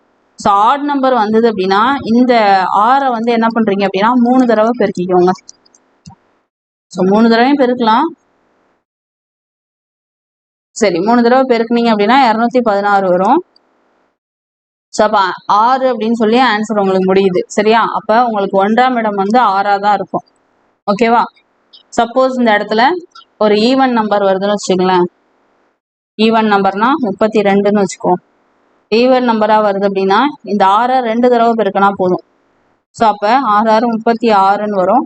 ஸோ அப்பவும் நமக்கு 1ஆம் இடம் 6 தான். ஸோ இப்போ இந்த நம்பர் வந்து 6ன்னு முடிகிறதுனால உங்களுக்கு அது அந்த நம்பர் வந்து பவர்ல இருக்கிற நம்பர் ஆட் நம்பரா இருந்தாலும் சரி, இல்லை ஈவன் அதாவது ஒற்றைப்படை என்ன இருந்தாலும் சரி, இரட்டைப்படை என்ன இருந்தாலும் சரி, உங்களுக்கு இந்த 6ங்கிறதுல முடியுது. ஆனா இதுல சில எக்ஸப்ஷனல் கேசஸும் இருக்கு. உதாரணத்துக்கு பார்த்தீங்க அப்படின்னா 3ங்கிற நம்பரை எடுத்துக்கலாம். இப்போ நான் ஒரு எக்ஸாம்பிள் சொல்றேன். 46 அடுக்கு 46 வேண்டாம், 43 அடுக்கு 31ன்னு வச்சுப்போம். சரியா? 31 வேண்டாம், 29ன்னு வச்சுப்போம். ஸோ அப்போ 29ங்கிறது என்னது? ஒரு ஒற்றைப்படை எண். ஓகேவா? Add number. அடுத்தது 43 அடுக்கு 30ன்னு வச்சுக்கலாம். 30ங்கிறது வந்து ஒரு ஈவன் நம்பர், இரட்டைப்படை எண். சரி, இப்போ நான் சொன்ன மாதிரி இந்த ஒற்றைப்படையில் வரும்போது இந்த 3 என்ன பண்ணணும்? 3 தடவை பெருக்கணும்னு சொன்னேன். கரெக்டா? ஸோ அப்போ 3 9 9 3 27ன்னு வரும். ஸோ அப்போ 27ன்னும் போது உங்களுக்கு 1ஆம் இடம் பார்த்தீங்க அப்படின்னா 7ன்னு வரும் ஆன்சர், ஃபைனல் ஆன்சர். 43 29 தடவை நீங்கள் பெருக்கி வரும்பொழுது ஃபைனலாக உங்களுக்கு 7ன்னு முடியும் அந்த ஆன்சர். ஓகேவா? சப்போஸ் இதுவே 30 தடவை பெருக்குறீங்க அப்படின்னா நான் என்ன சொன்னேன், ஈவன் நம்பர்னா 2 தடவை இந்த 3 பெருக்க சொன்னேன்னா அப்போ 3 × 3 3 9ன்னு வரும். ஸோ அப்போ 1ஆம் இடம் 9ன்னு இருக்கும். புரியுதா? ஸோ இது வந்து சம்முக்கு தகுந்த மாதிரி மாறும். ஸோ அதனால இதை மட்டும் ஞாபகம் வச்சுக்கோங்க. பவரில் இருக்கிறது ஒற்றைப்படையாக இருந்தால் 3 தடவை பெருக்குறீங்க இந்த ஃபர்ஸ்ட் 1ஆம் இடத்துல இருக்கக்கூடிய அந்த எண்ணெய். இதுவே இரட்டைப்படையாக இருந்தது அப்படின்னா 2 தடவை பெருக்குறீங்க, அவ்வளோதான். ஸோ அதில் 1ஆம் இடத்துல என்ன வருதோ அதுதான் ஃபைனல் ஆன்சராக வரும். ஸோ அப்படி பார்க்கும்போது 46 இருக்குது. ஸோ 6 எடுத்துப்போம். பவரில் பார்த்தீங்கன்னா 31 இருக்கு. இது வந்து ஒரு ஒற்றைப்படை எண். ஸோ இந்த 6 3 தடவை பெருக்கிறோம், அவ்வளோதான். இப்போ 216ன்னு வரும். ஸோ அப்போ ஆன்சர் ஆப்ஷன் ஏ. அடுத்தது 12வது சம் பார்க்கலாம். ஒரு இருசக்கர வாகனம் ஒன்றினுடைய விலை 2 ஆண்டுகளுக்கு முன்பு 70,000 இருந்தது. அதன் மதிப்பு ஆண்டுதோறும் 4% குறைகிறது. அதன் தற்போதைய மதிப்பை காண்க அப்படின்னு கொடுத்துருக்காங்க. சரியா? ஸோ இப்போ இங்கே முக்கியமான விஷயம் என்ன, நம்ம மக்கள் தொகை பேஸ் பண்ணி இது மாதிரி சம் நிறைய போட்டிருக்கோம். நிறைய சம் இந்த மாதிரி பார்த்துட்டோம். ஸோ அதை பேஸ் பண்ணி தான் இப்போ நம்ம போட போகிறோம். ஒன்றும் இல்லை, ஜஸ்ட் நான் ஃபார்முலாவுக்கு ஸ்ட்ரைட்டாக போயிடுறேன். P × 1 + R/100 whole power n போடுவோம். ஸோ அப்போ இந்த இடத்துல P எது 70,000ங்கிறது தான் P வேல்யூ. ஸோ அப்போ 2 வருஷத்துக்கு முன்னாடியும் கொடுத்துருக்காங்க. ஃபர்ஸ்ட் அதிகரிக்கிறதா குறைகிறதாங்கிறத நம்ம ஃபர்ஸ்ட் பார்ப்போம். ஸோ அப்போ 4% குறைகிறதுன்னு கொடுத்துட்டாங்க. ஸோ அப்போ 96ன்னு வரும். ஓகேவா? 96/100ன்னு வரும். ஸோ இது வந்து இப்போ பாஸ்ட் டென்ஸில் இருக்கா இல்லை ஃபியூச்சர் டென்ஸில் இருக்கான்னு கண்டுபிடிக்க போகிறோம். கொஸ்டினை பாருங்க. 2 வருஷத்துக்கு முன்னாடி இருக்கிற வேல்யூ கொடுத்துட்டு தற்போதைய வேல்யூ கேட்குறாங்க. அப்போ Pன்னு நம்ம இதை எடுத்துட்டோம்னா ஃபியூச்சரில் உள்ள வேல்யூ கண்டுபிடிக்க போகிறோம். ஃபியூச்சர்ன்றதுனால இதை நம்ம மாற்றாமல் அப்படியே வச்சுக்க போகிறோம். ஓகேவா?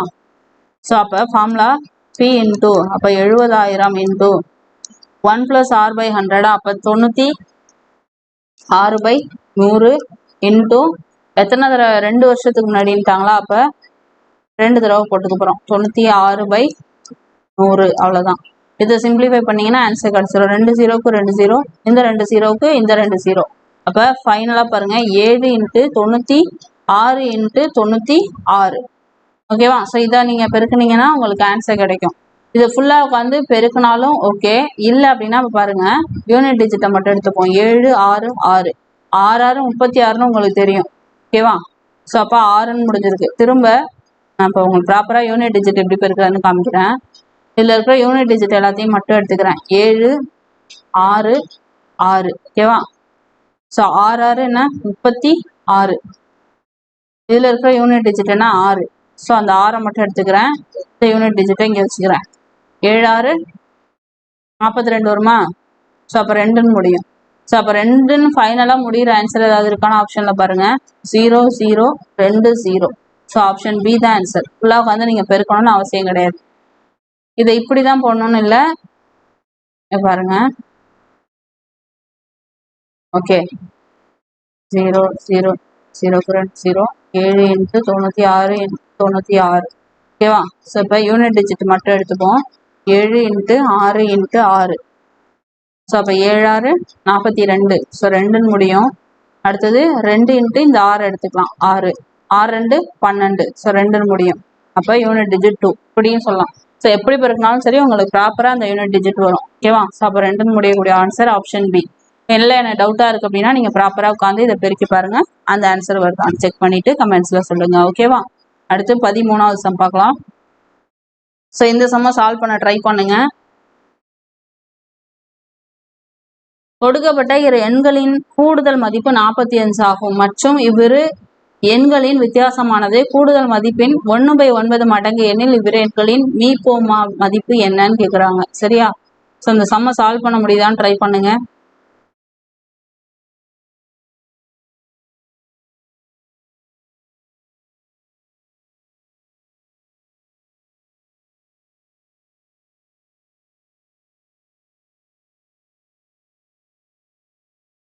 ஸோ எல்சிஎம் ஹெச்சிஎஃப்னாவே அந்த சம் ரொம்ப ஈஸியாக தான் இருக்கும். ரொம்ப காம்ப்ளிகேட் பண்ணுற மாதிரிலாம் இருக்காது. சரியா? கொஸ்டினில் என்ன கொடுத்துருக்காங்களோ அதை அப்படியே 1 by 1 எடுத்து சால்வ் பண்ண பாருங்க. சரியா?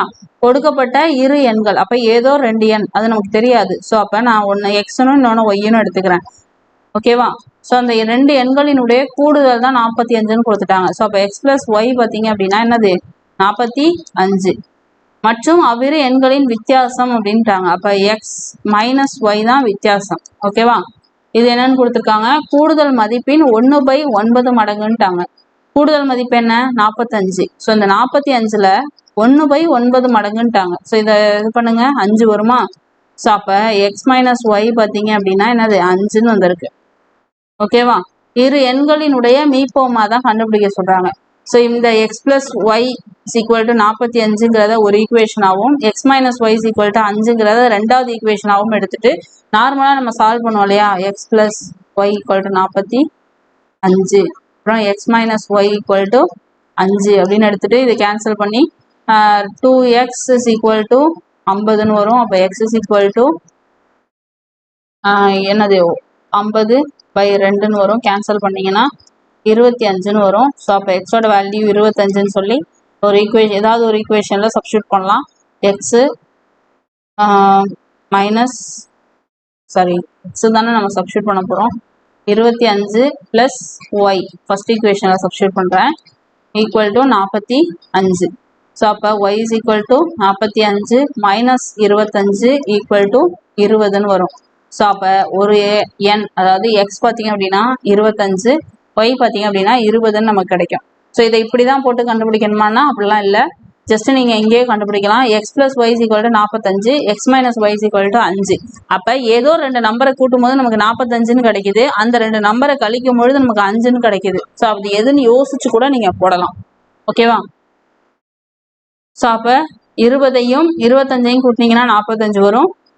25லேருந்து ஸோ பாருங்க, இந்த ஈக்குவேஷன் எடுத்துங்க. 25ஐயும் ப்ளஸ் 20ஐயும் கூட்டினீங்க அப்படின்னா 45ன்னு கிடைக்கும்.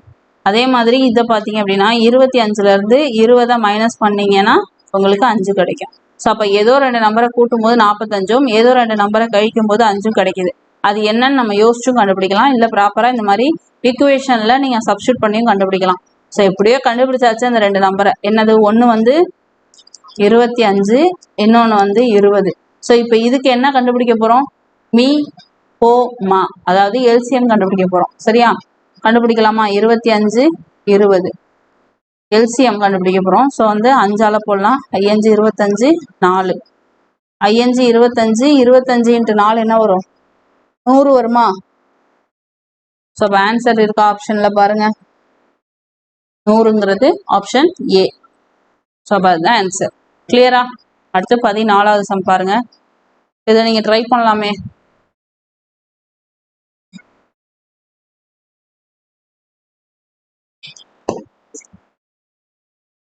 இரு எண்களினுடைய மீச்சிறு மடங்கு 180 எனில் கீழுள்ளவற்றுள் அந்த எண்களினுடைய மீப்போவா எது கிடையாதுன்னு கேட்குறாங்க. கீழே இருக்கிற இந்த 4 ஆப்ஷனில் எது மீப்போவா கிடையாதுன்னு கேட்குறாங்க. அதாவது நான் எப்பொழுதுமே உங்களுக்கு போன கிளாஸில் ஒரு விஷயம் சொன்னேன். என்ன சொன்னேன்? ஷார்ட்கட்டுங்கிற மாதிரி எல்சிஎம் கண்டுபிடிக்கிறதுக்கும் எல்சிஎம்க்கு மட்டும் சொன்னேன்னு நினைக்கிறேன். ஸோ அப்போ ஹெச்சிஎஃப்க்கும் ஒன்று உண்டு. ஸோ அதை நான் வந்து தனியாக உங்களுக்கு வீடியோ தரேன்னு சொன்னேன், இன்னும் தரல. ஸோ அதை நான் சீக்கிரமாக கொடுத்துட்றேன். இப்போ இதில் எல்சிஎம் அண்ட் ஹெச்சிஎஃப்பை பொறுத்த வரைக்கும் முக்கியமான விஷயம் என்ன அப்படின்னா, அந்த 2 எண்களுடைய பெருக்கல் பலனாக இருக்கும் அப்படிங்கிற ஒரு கான்செப்ட் இருக்குது. சரியா?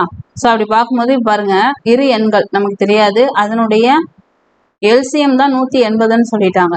ஸோ இப்போ இந்த ஹெச்சிஎஃப் அப்படிங்கிறது எப்படி இருக்குன்னா, அந்த 2 எண்கள் எக்ஸ் ஒய்ங்கிற 2 எண் ப்ளஸ் அதனுடைய எல்சிஎம், இது எல்லாத்துக்கும் இந்த ஹெச்சிஎஃப் வந்து பெருக்கல் பலனாக இருக்கும். அதாவது அந்த எண்ணும் அந்த 2 எண்ணும் ப்ளஸ் எல்சிஎம் எல்லாமே வந்து ஹெச்சிஎஃபால் டிவைட் ஆகும். சரியா?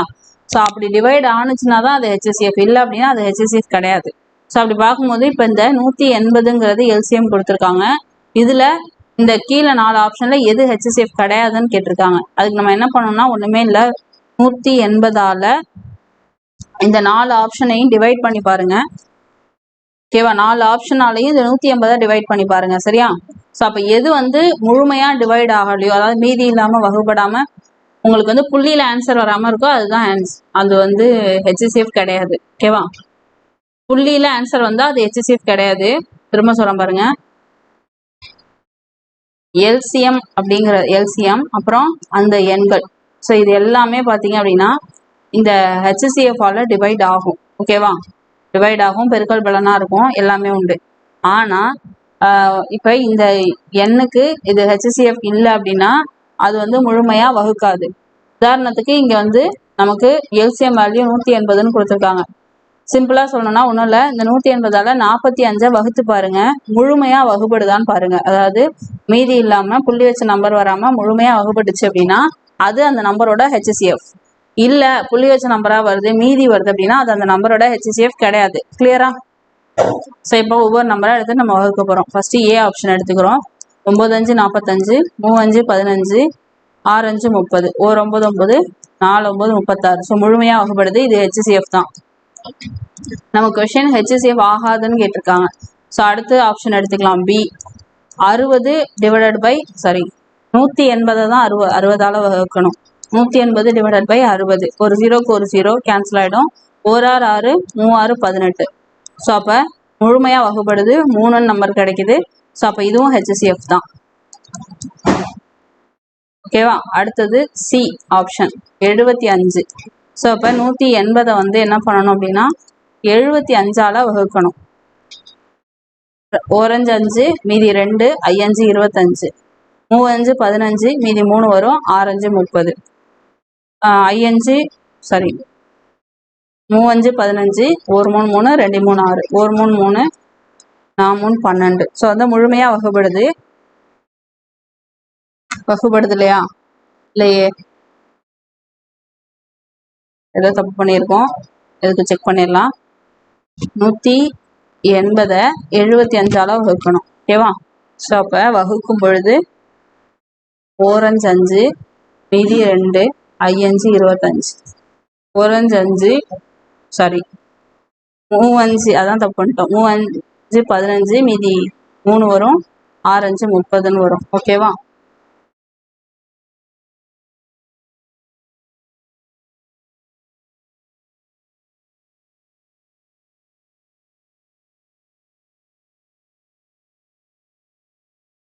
ஸோ இப்போ அடுத்தது என்ன பண்ண போறோம் அப்படின்னா, ஒரே நிமிஷம்.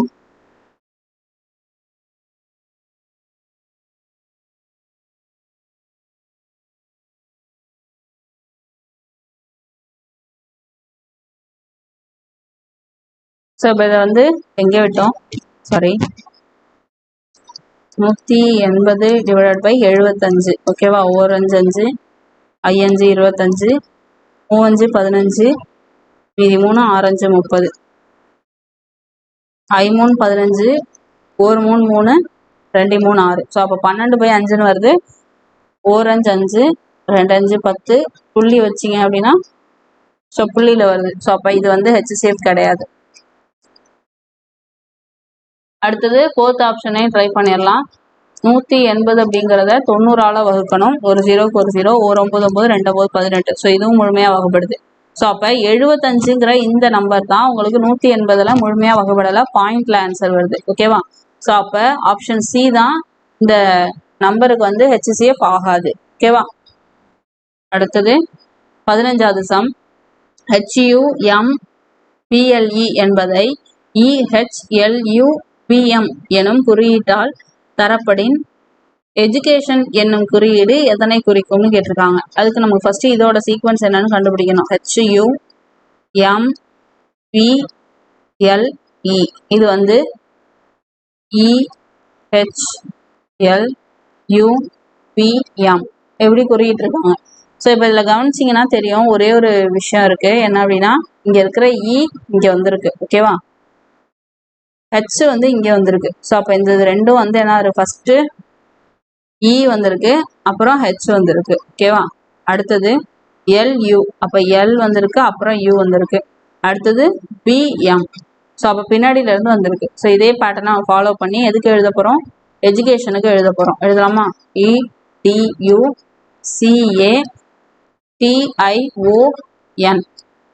ஓகேவா?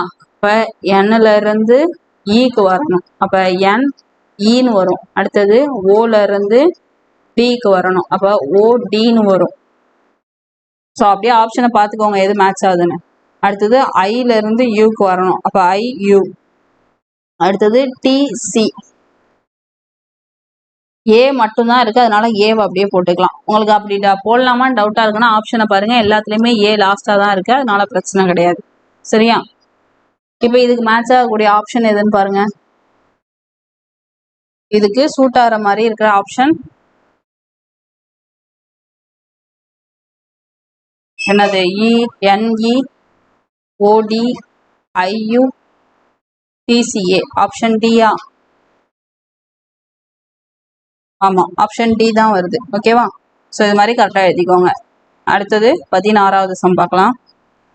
x² y + xy² x² + xy இதனுடைய HCF கேட்குறாங்க. ஃபர்ஸ்ட் நம்ம இதை வந்து சுருக்கி எழுதிக்கலாம். x² y + xy². ஸோ இதை பார்த்தீங்க அப்படின்னா இது ஒரு டேர்மு.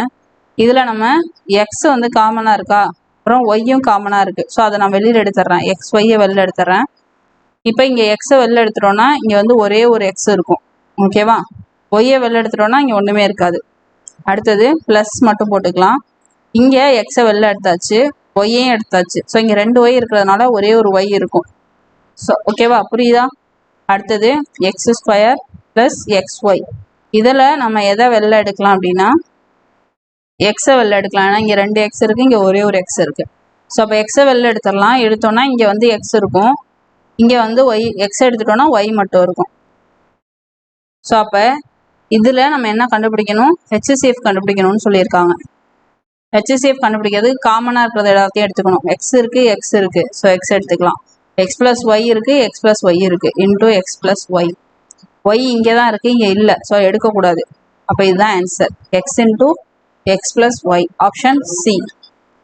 ஓகேவா? அடுத்தது 17வது sum, simplification. x² - 16 divided by x + 4 divided x - 4 divided by x + 4. So இதை வந்து சுருக்க சொல்லியிருக்காங்க. ஓகே, x², இந்த 16 வந்து நான் 4 ஸ்கொயர்னு எழுதிக்கிறேன், டிவைடட் பை x + 4. இந்த வகுத்தலை நான் பெருக்கலாக மாற்றுறேன். அப்போ இது தலைகீழாக மாறுமா? x + 4 மேலே போயிடும், x - 4 கீழே வந்துடும். ஸோ இதை அப்படியே கண்டினியூ பண்ணலாம். x² - 4² இது வந்து a² - b² ஃபார்முலா அப்படி இருக்கா? அந்த ஃபார்முலா படி a + b × a - bன்னு வரும். இந்த இடத்துல ஏக்கு பதிலாக எக்ஸும் பிக்கு பதிலாக 4ம் இருக்குது. ஸோ அப்போ x - 4 இன்டூ x + 4 அப்படின்னு வரும், டிவைடட் x + 4. ஓகேவா? Into x + 4 divided by x - 4. So இதில் எதெல்லாம் கேன்சல் பண்ண முடியுமோ அதெல்லாம் கேன்சல் பண்ணிடலாம். x - 4 x - 4 cancel, x + 4 x + 4 cancel. அப்போ மீதி இருக்கக்கூடியது x + 4 மட்டும்தான். ஸோ அப்போ அதுதான் ஆன்சர். ஆப்ஷன் பாருங்கள், ஆப்ஷன் ஏ, x + 4. அடுத்தது 18வது சம். 1 சென்டிமீட்டர் ஆரமும் 5 சென்டிமீட்டர் உயரமும் கொண்ட ஒரு மர உருளையிலிருந்து அதிகபட்ச கன அளவு கொண்ட கோலம் வெட்டி எடுக்கப்படுகிறது எனில் அதன் கன அளவு என்ன அப்படின்னு கேட்டிருக்காங்க. ஓகேவா? ஸோ அப்போ அந்த ஆரம் வந்து ரொம்ப கவனமாக பார்க்கணும். 1 சென்டிமீட்டர் ஆரமும் 5 சென்டிமீட்டர் உயரமும் கொண்ட ஒரு மர உருளைன்னு சொல்லிட்டாங்க. ஸோ உருளையிலேருந்து ஒரு என்ன வெட்டி எடுக்கிறாங்க? கோலம் வந்து வெட்டி எடுக்கிறாங்க. அப்போ அந்த ஆரமும் இந்த உருளையினுடைய ஆரமும் கோலத்தோட ஆரமும் ஈக்குவலாக இருக்கும். இப்போ உதாரணத்துக்கு சொல்கிறேன் பாருங்க, இது உருளை. ஸோ இப்போ இந்த உருளையிலேருந்து ஒரு கோலத்தை வெட்டி எடுக்கிறாங்க. ஓகேவா? கோலம்னும் போது ரவுண்டாக இருக்கும். ஸோ இது கொஞ்சம் ரவுண்டாக புரிகிற மாதிரி போட்டிருக்கேன். ஸோ இப்போ இதில் இந்த ஆரம் வந்து 1 சென்டிமீட்டர்னு கொடுத்துருக்காங்க. ஸோ இதோட ஆரம் 1 சென்டிமீட்டர்னா இந்த கோலத்தோட ஆரமும் 1 சென்டிமீட்டர் தானே, அதுதான் நம்ம புரிஞ்சுக்கணும். அதை புரிஞ்சுட்டோன்னா இந்த சம் ரொம்ப ஈஸி. உயரம் வந்து 5 சென்டிமீட்டராம், அது பிரச்சனை இல்லை, அது நமக்கு தேவையும் படாதுன்னு நினைக்கிறேன். ஸோ இப்போ நம்ம சம்மை ப்ரொசீட் பண்ணலாம். ஃபர்ஸ்ட் நம்ம கொஸ்டின்ல என்ன கேட்டிருக்காங்க? அதனுடைய கன அளவு கேட்குறாங்க, கோலத்தினுடைய கன அளவு. நம்ம இப்போதான் பார்த்தோம் கோலத்தின் கன அளவு ஃபார்முலா.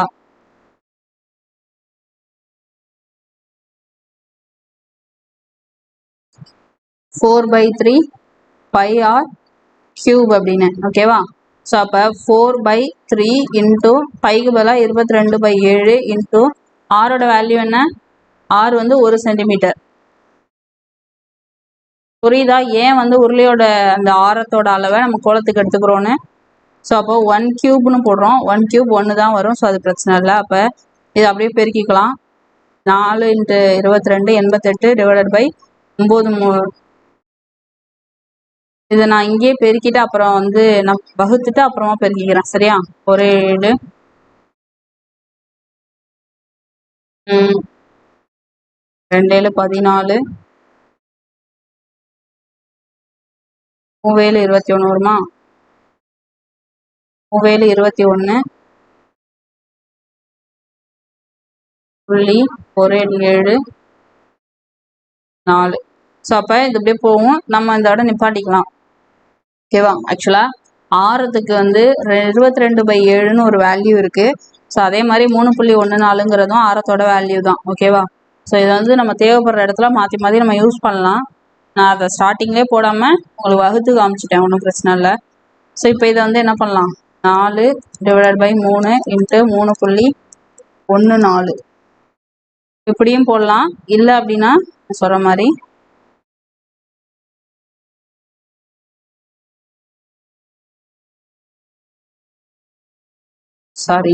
அப்படியே ஆப்ஷனை பாருங்க, பையிலே இருக்கு, அதனால நம்ம இதை ப்ரொசீட் பண்ணவே தேவையில்லை. ஸோ அப்போ பை அப்படியே இருக்கட்டும், ஆரோட வேல்யூ 1, ஸோ 1³ போட்டுக்கலாம். அப்போ 4/3 பைன்னு வரும். ஓகேவா? இதுதான் நம்மளோட ஆன்சர், ஆப்ஷன் ஏ.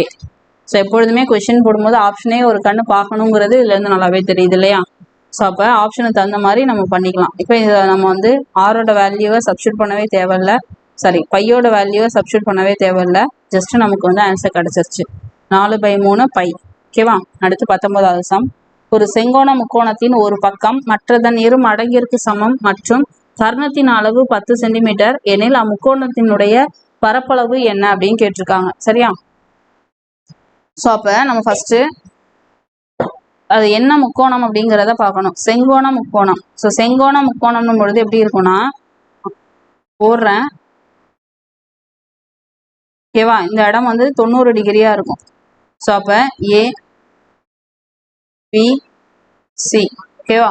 ஸோ இது ஒரு செங்கோண முக்கோணம். ஸோ இதனுடைய பரப்பளவு தான் கண்டுபிடிக்க போகிறோம். ஃபார்முலா நான் சொல்கிறேன், நோட் பண்ணிக்கோங்க. செங்கோண முக்கோணத்தை ஃபுல்லாக வார்த்தையால் தான் எழுதணும்னு இல்லை, இந்த சிம்பிள் போட்டாவே அது செங்கோண முக்கோணம்னு அர்த்தம். ஓகேவா? பரப்பு பார்த்தீங்க அப்படின்னா ஆஃப் 1/2 BHன்னு வரும், ஆஃப் BH. இதுதான் செங்கோண முக்கோணத்தோட பரப்பளவு. இதில் நம்ம பித்தாகரஸ் தியரம் போடுவோம், என்னது, கர்ணம் ஸ்கொயர் இஸ் ஈக்குவல் டு அடிப்பக்கம் ஸ்கொயர் ப்ளஸ் உயரம் ஸ்கொயர். ஞாபகம் இருக்கா? கர்ணம் அப்படின்னும் பொழுது என்னது, நமக்கு இந்த 90 டிகிரி இருக்கிறதுனால நம்ம பித்தாகரஸ் தியரம் இதில் யூஸ் பண்ணலாம். ஏபிசியா? ஸோ அப்போ PC square is equal to, அதாவது இந்த பெரிய அளவு வந்து இது ரெண்டுத்தை ஸ்கொயர் பண்ணி ஆட் பண்ணுற வேல்யூக்கு ஈக்குவல். இப்போ நான் போடுறேன் பாருங்க, BC square is equal to AB square plus AC square. ஓகேவா? ஸோ இப்போ நமக்கு கொடுத்துருக்கிற இந்த கொஷினை கவனிங்க. ஒரு செங்கோண முக்கோணத்தினுடைய ஒரு பக்கம், இப்போ ஏதோ ஒரு பக்கம் மற்றதன் இரு மடங்கிற்கு சமம்னு கொடுத்துருக்காங்க. ஸோ இதை விட இது கொஞ்சம் பெருசா இருக்கா, அப்போ இதை வந்து எக்ஸ்ன்னு எடுத்துக்கலாம், இதை 2xன்னு எடுத்துக்கலாம். ஓகேவா? ஸோ அப்போ கொடுத்துருக்கிறத வச்சு நம்மளாவே எடுத்துக்கிட்டோம். இந்த கர்ணத்தோட அளவு தான் 10 சென்டிமீட்டர்னு கொடுத்துருக்காங்க. ஸோ இதை 10ன்னு நம்ம எடுத்துக்கிறோம். ஓகேவா? ஸோ இப்போ இதில் இந்த இதை சப்ஸ்டியூட் பண்ணலாம். பிசி ஸ்கொயர்னு பொழுது 10 square is equal to AB square பார்த்தீங்கன்னா 2x the whole square plus AC square வந்து x ஸ்கொயர்னு வரும். ஓகே?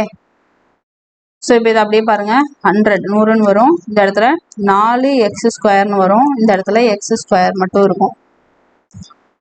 இதை அப்படியே கூட்டலாமா, 4x ஸ்கொயர் இருக்கு, இங்கே x ஸ்கொயர் இருக்கு, அப்போ 5x ஸ்கொயர்னு வரும், இங்கே 100 அப்படியே இருக்கும். x ஸ்கொயரோட வேல்யூ தான் கண்டுபிடிக்கணும். ஸோ அப்போ 100/5ன்னு வருமா, 1 5 2 5 10 0. அப்போ x ஸ்கொயரோட வேல்யூ என்ன, 20ன்னு கிடச்சிருக்கு. ஸோ இது ஒரு பக்கம் இருக்கட்டும். நமக்கு பரப்பளவு ஃபார்முலா என்ன, ஆஃப் v × h. ஸோ அப்போ ஆஃப் இருக்கட்டும், அதை அப்படியே வச்சுக்கலாம். வின்னும் பொழுது ஏதோ ஒரு பக்கம். ஓகேவா? v × h. ஸோ அப்போ 2x, இது ஒரு அளவு, ஹெச்னும் பொழுது இந்த உயரம், அப்போ எக்ஸ். 2க்கு 2 கேன்சல் ஆகிடும், அப்போ எக்ஸ் ஸ்கொயர்னு கிடைக்கும். பரப்பளவு நமக்கு என்ன கிடைக்குது, எக்ஸ் ஸ்கொயர். எக்ஸ் ஸ்கொயரோட வேல்யூ தான் நம்ம என்னென்னு கண்டுபிடிச்சிருக்கோம், 20ன்னு கண்டுபிடிச்சிருக்கோம். அப்போ ஆன்சர் பாருங்க, ஆப்ஷன் ஏ, 20 சென்டிமீட்டர் ஸ்கொயர். இதுதான் நம்மளுடைய செங்கோண முக்கோணத்துக்கான பரப்பளவு. கிளியரா? ஒன்றும் இல்லை, கொடுத்துருக்கிற அந்த டேட்டாஸை வச்சு நம்ம அந்த செங்கோண முக்கோணத்துக்கு பக்க அளவு, உயரம், அப்புறம் கர்ணம், அந்த வேல்யூஸை வச்சுட்டு என்ன பண்ணுறோம் அப்படின்னா கர்ணம் square BC square is equal to AB square plus AC square அந்த ஃபார்முலால சப்ஸ்டியூட் பண்ணுறோம் பித்தாகரஸ் தியரம். ஸோ அதில் நம்ம சப்ஸ்டியூட் பண்ணும்பொழுது நமக்கு எக்ஸோட வேல்யூ கிடைக்குது, அதாவது எக்ஸில் எக்ஸ் ஸ்கொயரோட வேல்யூ கிடைக்குது. ஸோ ஃபைனலாக நம்ம பரப்பளவு தான் கண்டுபிடிக்கணும். ஸோ பரப்பளவு ஃபார்முலாவில் சப்ஸ்டியூட் பண்ணும்போது நமக்கு பரப்பளவு எக்ஸ் ஸ்கொயர் அப்படின்னு நமக்கு கிடைக்குது. ஸோ ஆல்ரெடி நம்ம எக்ஸ் ஸ்கொயர் வேல்யூ கண்டுபிடிச்சிட்டதுனால நம்ம என்ன பண்ணுறோம், இதை 20 அப்படின்னு எடுத்துக்கிறோம். ஓகே, அடுத்தது 20வது sum. If x is to y is equal to 2:3 எனில் 3x + 2y is to 2x + 5y இதனுடைய மதிப்பு என்னன்னு கேட்குறாங்க. ஓகேவா? ஸோ அப்போ x by y is equal to 2/3. X is equal to 2, y is equal to 3ன்னு சொல்லி இதில் சப்ஸ்டியூட் பண்ணுங்க, ஆன்சர் வந்துடும்.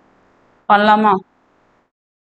3 இன்ட்டு எக்ஸுக்கு பதிலாக 2 ப்ளஸ் 2 இன்ட்டு இது ஆல்ரெடி நம்ம பார்த்தோம்னு நினைக்கிறேன் ப்ரீவியஸ் இயரில். ரிப்பீட்டடாக இது கேட்டிருக்காங்க. ஓகேவா? வகுத்தலில் போட்டுக்கலாம் விகிதத்தில் இருக்கிறத. 2 இன்ட்டு 2 ப்ளஸ் 5 இன்ட்டு 3. ஓகேவா? இதை சிம்பிளிஃபை பண்ணுங்கள், அவ்வளோதான் ஆன்சர் கிடச்சிரும். 2 6 ப்ளஸ் 2 3 6. அப்போ 2 தடவை 6 வருது. 2 2 4 ப்ளஸ் 5 3 15. ஸோ இது ரெண்டையும் அப்படியே ஆட் பண்ணுங்கள். மேலே பார்த்தீங்கன்னா 12ன்னு வருது, கீழே 19ன்னு வருது. ஸோ அப்போ 12:19 நம்மளோட ஆன்சர். Option D. ஓகேவா? பாருங்க 19:12 இருக்கு, தப்பா சூஸ் பண்ணிடக்கூடாது. ஸோ உங்களுக்கு இது மாதிரி வகுத்தல்ல போட கண்டுபிடிக்க கஷ்டமா இருக்கு அப்படின்னா நீங்க விகிதத்திலே வச்சும் போடலாம். ஆனால் கடைசியில் இது கேன்சல் பண்ற மாதிரி இருந்தால் கேன்சல் பண்ணி ஆன்சர் எடுக்கணும், அவ்வளோதான். இது நம்ம கேன்சல் பண்ண முடியாது, அதனால அப்படியே எடுத்துக்கிறோம். ஓகே, அடுத்து 21வது சம்.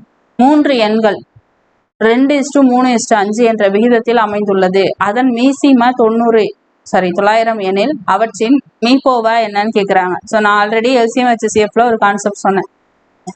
அந்த ஹெச்சிஎஃப் வந்து எல்சிஎம் அப்புறம் அந்த 2 எண்களுடைய பெருக்கல் பலன் வகுத்தல்ல வரும் அப்படின்னு சொல்லி ஞாபகம் இருக்கா? ஸோ அதை எப்பவுமே ஞாபகத்தில் வச்சுக்கோங்க. சரி, இப்போ நம்ம என்ன பண்ண போறோம் அப்படின்னா, இந்த மாதிரி விகிதத்தில் எல்சிஎம் ஹெச்சிஎஃப் கேட்டாங்கன்னா அதுக்கு ஒரு ஃபார்முலா இருக்கு, நோட் பண்ணிக்கோங்க. அந்த ஃபார்முலாவை யூஸ் பண்ணி அதை சம் போடலாம்.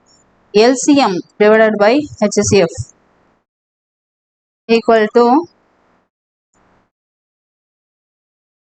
விகிதத்தோட விகிதம், எத்தனை விகிதம் இருக்கோ எல்லாத்தையும் எடுத்துக்கோங்க, விகிதங்களின் பெருக்கல் பலன். ஓகேவா? ஸோ அப்போ LCM என்ன கொடுத்துருக்காங்க, 900 divided by HCF தெரியாது, ஸோ அதை இப்படியே வச்சுக்கலாம். விகிதங்களோட பெருக்கல் பலன் என்ன, 2 3 6 6 5 30. ஸோ அப்போ 30 நம்ம HCF தான் கண்டுபிடிக்க போகிறோம். ஸோ அப்போ HCF-ஐ இந்த பக்கம் கொண்டு வந்துடலாம். அப்போ இந்த 30 இந்த பக்கம் வந்துடும். பாருங்க,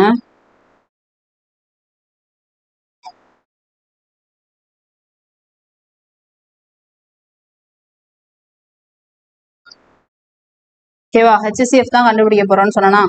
ஸோ அப்போ 00 ஈக்குவல் டு 30 இன்டூ HCFன்னு வரும். ஓகேவா? அடுத்தது 900 டிவைடட் பை இந்த 30 இந்த பக்கம் வந்துடும். ஸோ 30ன்னு வந்துடும் கீழே. HCF தானே கண்டுபிடிக்கிறோம். 0க்கு 0 கேன்சல் ஆகிடும். 1 3 3 3 9 0. அப்போ HCFோட வேல்யூ என்ன, 30. ஓகேவா? வீடியோ ஸ்பீடாக இருக்குன்னு நினச்சிங்கன்னா அந்த ப்ளே ஸ்பீடு இருக்கு இல்லையா, ஸோ அதில் வந்து கம்மி பண்ணிக்கோங்க. இல்லை ஸ்லோவாக இருக்குன்னு நினச்சிங்கன்னா ஸ்பீடாக வச்சு பார்த்துக்கோங்க. ஓகே, சரி. அடுத்தது 22வது சம். ஸோ 25 25 25 மற்றும் 36 36 36 என்ற எண்களின் மீப்போவா என்னன்னு கேட்குறாங்க, HCF கேட்குறாங்க. ஓகேவா? ஸோ ஏன் நான் இந்த 25 25 25ன்னு படித்தேன் அப்படின்னா அதுக்கு ஒரு ரீசன் இருக்குது. ஸோ இந்த மாதிரி கொஷின் கேட்கும்பொழுது எப்போவுமே ஞாபகம் வச்சுக்கோங்க, இதை வந்து நீங்கள் ப்ராப்பராக இப்படியெல்லாம் போட்டு HCFலாம் கண்டுபிடிக்கிறது ரொம்ப கஷ்டம். ஏன்னா அது நீங்கள் பார்க்கும்போதே தெரியும், இந்த 5 5ன்னு முடியுது, இங்கே 6ன்னு இருக்குது. ஸோ வந்து அதை எந்த டேபிளில் வரும்னு நீங்கள் கண்டுபிடிச்சி போகிறதுக்கு ரொம்ப டைம் எடுக்கும். அதனால இதுக்கு ஒரு சின்ன விஷயம் நான் ஆல்ரெடி சொல்லி கொடுத்த அந்த பேசிக் கான்செப்டை யூஸ் பண்ணிங்கன்னா இந்த சம் ஈஸியாக போடலாம். ஓகேவா? ஸோ அது என்ன அப்படின்னா ஒன்றும் இல்லை, ஆப்ஷனில் இருக்கிற எல்லா ஆப்ஷனையும் ஒன்று ஒன்றா எடுத்துக்கோங்க. ஒவ்வொரு ஆப்ஷனாக எடுத்து, இப்போ இங்கே 25 25 25ன்னு இருக்கா, ஸோ அப்போ 25ன்னு எடுத்துக்கோங்க. 25ஓட இந்த ஆப்ஷனில் இருக்கிற எல்லா நம்பரையும் பெருக்கி பாருங்க. ஸோ எந்த ஆப்ஷனுக்கு எக்ஸாக்டாக இந்த வேல்யூ வருதோ அதுதான் அந்த நம்பரோட ஹெச்சிஎஃப். ஓகேவா? புரியுதா?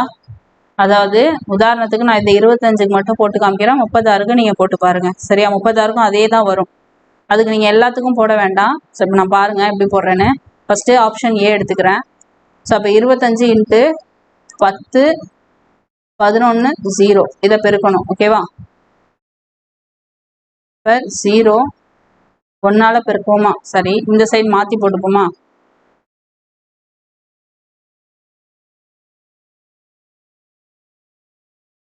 சரி, ஏ ஆப்ஷன் எடுத்துக்கலாம். 10 11 0 இதை 25ஓட பெருக்கணும்னு சொன்னா. சரி, ஃபர்ஸ்ட் 5ஓட பெருக்கிப்போம். 0 ஓரஞ்சு 5, மறுபடியும் ஓரஞ்சு 5, 0 ஓரஞ்சு 5. ஓகே, அடுத்தது 0 ஓரன் 2 ஓரன் 2 0 ஓரன் 2. அப்படியே இதை கூட்டி பாருங்க. 0 5 7 2 5 2. ஸோ அப்போ 25 25 25ன்னு வரல. ஸோ ஆப்ஷன் ஏ கிடையாது. ஓகேவா? ஸோ இது மாதிரி ஒவ்வொரு ஆப்ஷனாக எடுத்து பார்க்கணும். ஆப்ஷன் ஏ கிடையாது. அடுத்தது பி எடுத்து பார்க்கலாம். ஸோ பியை பொறுத்த வரைக்கும் 11 0 1 0 இதை வந்து 25ஓட பெருக்கணும். பெருக்கலாமா? 0 5 0 5 5. அடுத்தது 2ஓட பெருக்கணும். 0 2 0 2 2. இது அப்படியே கூட்டிக்கோங்க. 0 5 2 5 7 2. ஸோ அப்போ 25 25ன்னு வரல. ஸோ அப்போ இந்த ஆப்ஷனும் கிடையாது. அடுத்தது சி ஆப்ஷன் எடுத்துக்கலாம். 10 10 1. ஓகேவா? இதை 25ஓட பெருக்க போகிறோம். ஸோ பெருக்கி பார்ப்போமா? ஃபஸ்ட்டு 5 0 5 0 5. ஓகே, அடுத்தது 2 0 2 0 2. ஸோ இதை அப்படியே கூட்டுக்கோங்க. 5 கூட்டி பாருங்க. 5 2 5 2 5 2. ஸோ பாருங்க 25 25 25 வந்துருச்சா? ஸோ ஆப்ஷன் சி தான் ஆன்சர். ஸோ இருந்தாலும் உங்களுக்கு டவுட்டாக இருக்கும், அதனால நான் டியும் போட்டு காமிச்சிட்றேன். டியை வந்து 100 11 இன்ட்டு 25. இது அப்படியே பெருக்கிக்கோங்க. 5 5 0 0 5 இன்ட்டு 2 2 0 0 2 5 7 2 0 5 2. ஸோ வரல பார்த்தீங்களா? ஸோ அப்போ இதுதான் 25 25ன்னு வந்திருக்கு. ஸோ இப்போ ஆப்ஷன் சி நமக்கு வந்திருக்குங்கிறது தெரிஞ்சிருச்சு. இப்போ நான் என்ன பண்ணுறேன் அப்படின்னா, இந்த ஆப்ஷன் சி உங்களுக்கு கன்ஃபார்ம் பண்ணணும் இல்லையா? ஸோ இப்போ கன்ஃபார்ம் பண்ணுறதுக்கு நீங்கள் என்ன பண்ணுங்கள், இந்த ஆப்ஷன் சியை இங்கே 36 36ன்னு இருக்கா? ஸோ அதில் இந்த ஆப்ஷன் சியை வந்து 101 1 0 1 0 1 இதை 36ஓட பெருக்குங்க.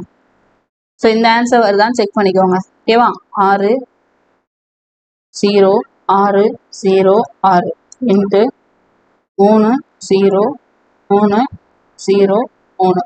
ஸோ அதை அப்படியே கூட்டிக்கோங்க. 6 3 6 3 6 3. ஸோ அந்த ஆன்சர் வந்துட்டு பார்த்தீங்களா? ஸோ இதே மாதிரி தான் காமனாக உங்களுக்கு என்ன மாதிரி ரிப்பீட்டடாக இருந்தவ. இப்போ உதாரணத்துக்கு 45 45 45 அப்படின்னு கொடுத்தாலும் சரி, இந்த மாதிரி எந்த ஒரு நம்பர் ரிப்பீட்டாக வந்தாலும் சரி, ஆப்ஷனில் இருக்கிற எல்லா ஆப்ஷனையும் எடுத்து இந்த 45ன்னு வந்திருக்கா? ஸோ அப்போ 45ஓட பெருக்கி பாருங்கள். ஸோ எது வந்து கம்ப்ளீட்டாக நீங்கள் பெருக்கும் போது இந்த ஆன்சர் உங்களுக்கு முழுமையாக கிடைக்குதோ அதுதான் உங்களோட ஹெச்சிஎஃபாக இருக்கும். ஓகேவா? ஸோ அப்போ இந்த கொஸ்டினுக்கு ஆன்சர் ஆப்ஷன் சி.